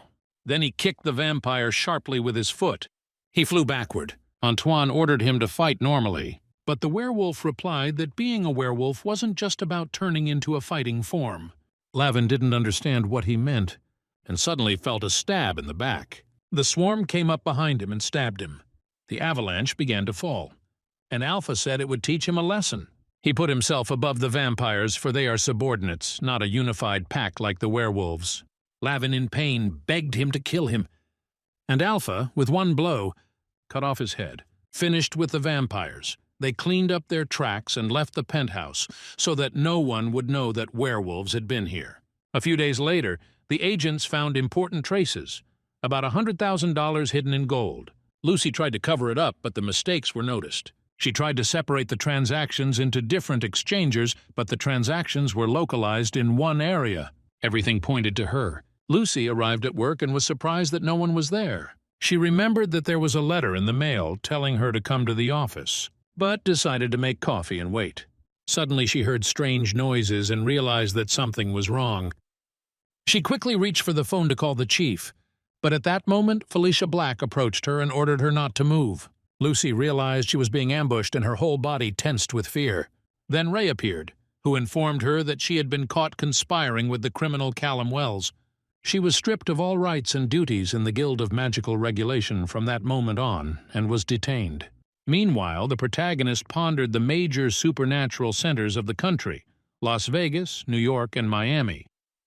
He tried to find information on the population of these cities, but the data was classified. He decided that Lucy might know more and decided to call her. She usually answered quickly, but this time he heard someone else's voice, Ray, who informed him that Lucy was in the hands of the guild. The protagonist was so angry that he destroyed the phone with magic, ending the call. The agent asked if the location could be traced, but the connection was lost before they could get a trace. Felicia offered to call back, but Callum was too cautious, and it wasn't the best way to trace him. He also knew that the trap was already set, and now his only option was to rescue Lucy. Callum was gripped by fear. He didn't understand how they had managed to track Lucy. After the first interrogation, he had thought she was in no danger, but now he realized that his whole case was in jeopardy. He decided to destroy all his devices and anything that could compromise him. After thinking about just disappearing, he realized he couldn't do it. He could not leave Lucy, whom he felt was being brutally tortured, but it was impossible for him to go it alone. He decided to appeal to Alpha and Chester, asking them to meet urgently. Meanwhile, Lucy was in the White Room being interrogated. She was asked to give her name for the record, Lucille Harper. When asked how long she had been working for the Magic Regulation Guild, she said over 10 years. The interrogation continued. She was asked questions about her association with Callum Wells and her possible collusion with him. Lucy did not answer most of the questions, but Black used magic to get her to talk. Under pressure, Lucy could barely contain herself. She almost cried. At this time, Chester was surprised to learn that the meeting with the ghost would take place today, and the ghost came for Lucy. He revealed that he had tried to contact her, but the guild had already taken her into custody. He was concerned that they might have found out about the teleportation plates he had made for Chester. The mage asked where she was being held and how many guards were around. But Chester explained that direct intervention might be too risky and suggested that Callum act under his direction. Callum refused, freedom of choice being more important to him. But after a while he agreed to work with Chester. Chester told him that one of the guild offices was deep in the woods and it was almost impossible to get there on foot. He offered blueprints of the building, even though they might be out of date. One of the werewolves can take a teleportation beacon with him and leave it in a hidden location to help Callum get to the right place. Meanwhile, in prison, Lucy started to go crazy, not realizing what was going on around her. She was approached by a woman named Gail Hargrave, who put her hand on her head, healing her. Gail asked if Lucy knew Callum Wells, to which Lucy replied that she had spoken to him but had never seen him in person. Gail was interested in the reason why Callum decided to teach her destructive healing and ruin her life. This was the first time Lucy had heard of such a thought. She didn't think Callum wanted to hurt her. Gail, on the other hand, didn't believe in coincidence. She would wait for him to get answers about what he had done to her. Meanwhile, Gail's father asked the agent if they were sure the perpetrator was coming. Ray replied that they had made no attempt to conceal the location of Lucy's holdup.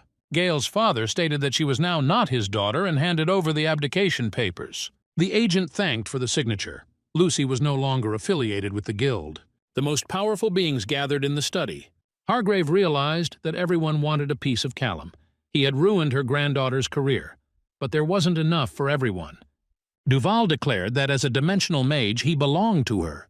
Tyson reminded him that no one had yet been able to curb his powers. But Duvalle suggested locking him in the V's dryer and forcing him to cast spells for decades. Jean reported that they had taken the teleportation plates from Alpha Chester. Everyone now knew that Callum was plotting against them. War was becoming inevitable. Dumas asked a question about vampires. Callum killed his brothers. Jean noted that when they found out who else was working with him, they would take action, but so far there was no definitive information. Thyssen studied the reports. Everything indicated that Wells was acting alone. Hargrave remarked that with only one mage against them, there shouldn't be a problem. Thyssen asked Duvala if she could suppress Callum's spatial abilities. She assured him that the effects would be the same as on other mages, but spatial magic is too unpredictable. Callum is only a heretic, and once he's here caught or dead, he won't leave. Meanwhile, Callum has made his way to the cave where he is supposed to open the portal. The words of Alf Chester came to mind. Everyone was waiting for him. The guild, the archmages, those he had pissed off. Chester reminded him that this was not a contract killing of vampires, but a real war. Every available resource will be arrayed against him. Every agent, every observer who can glamorize. They were all eager to capture him.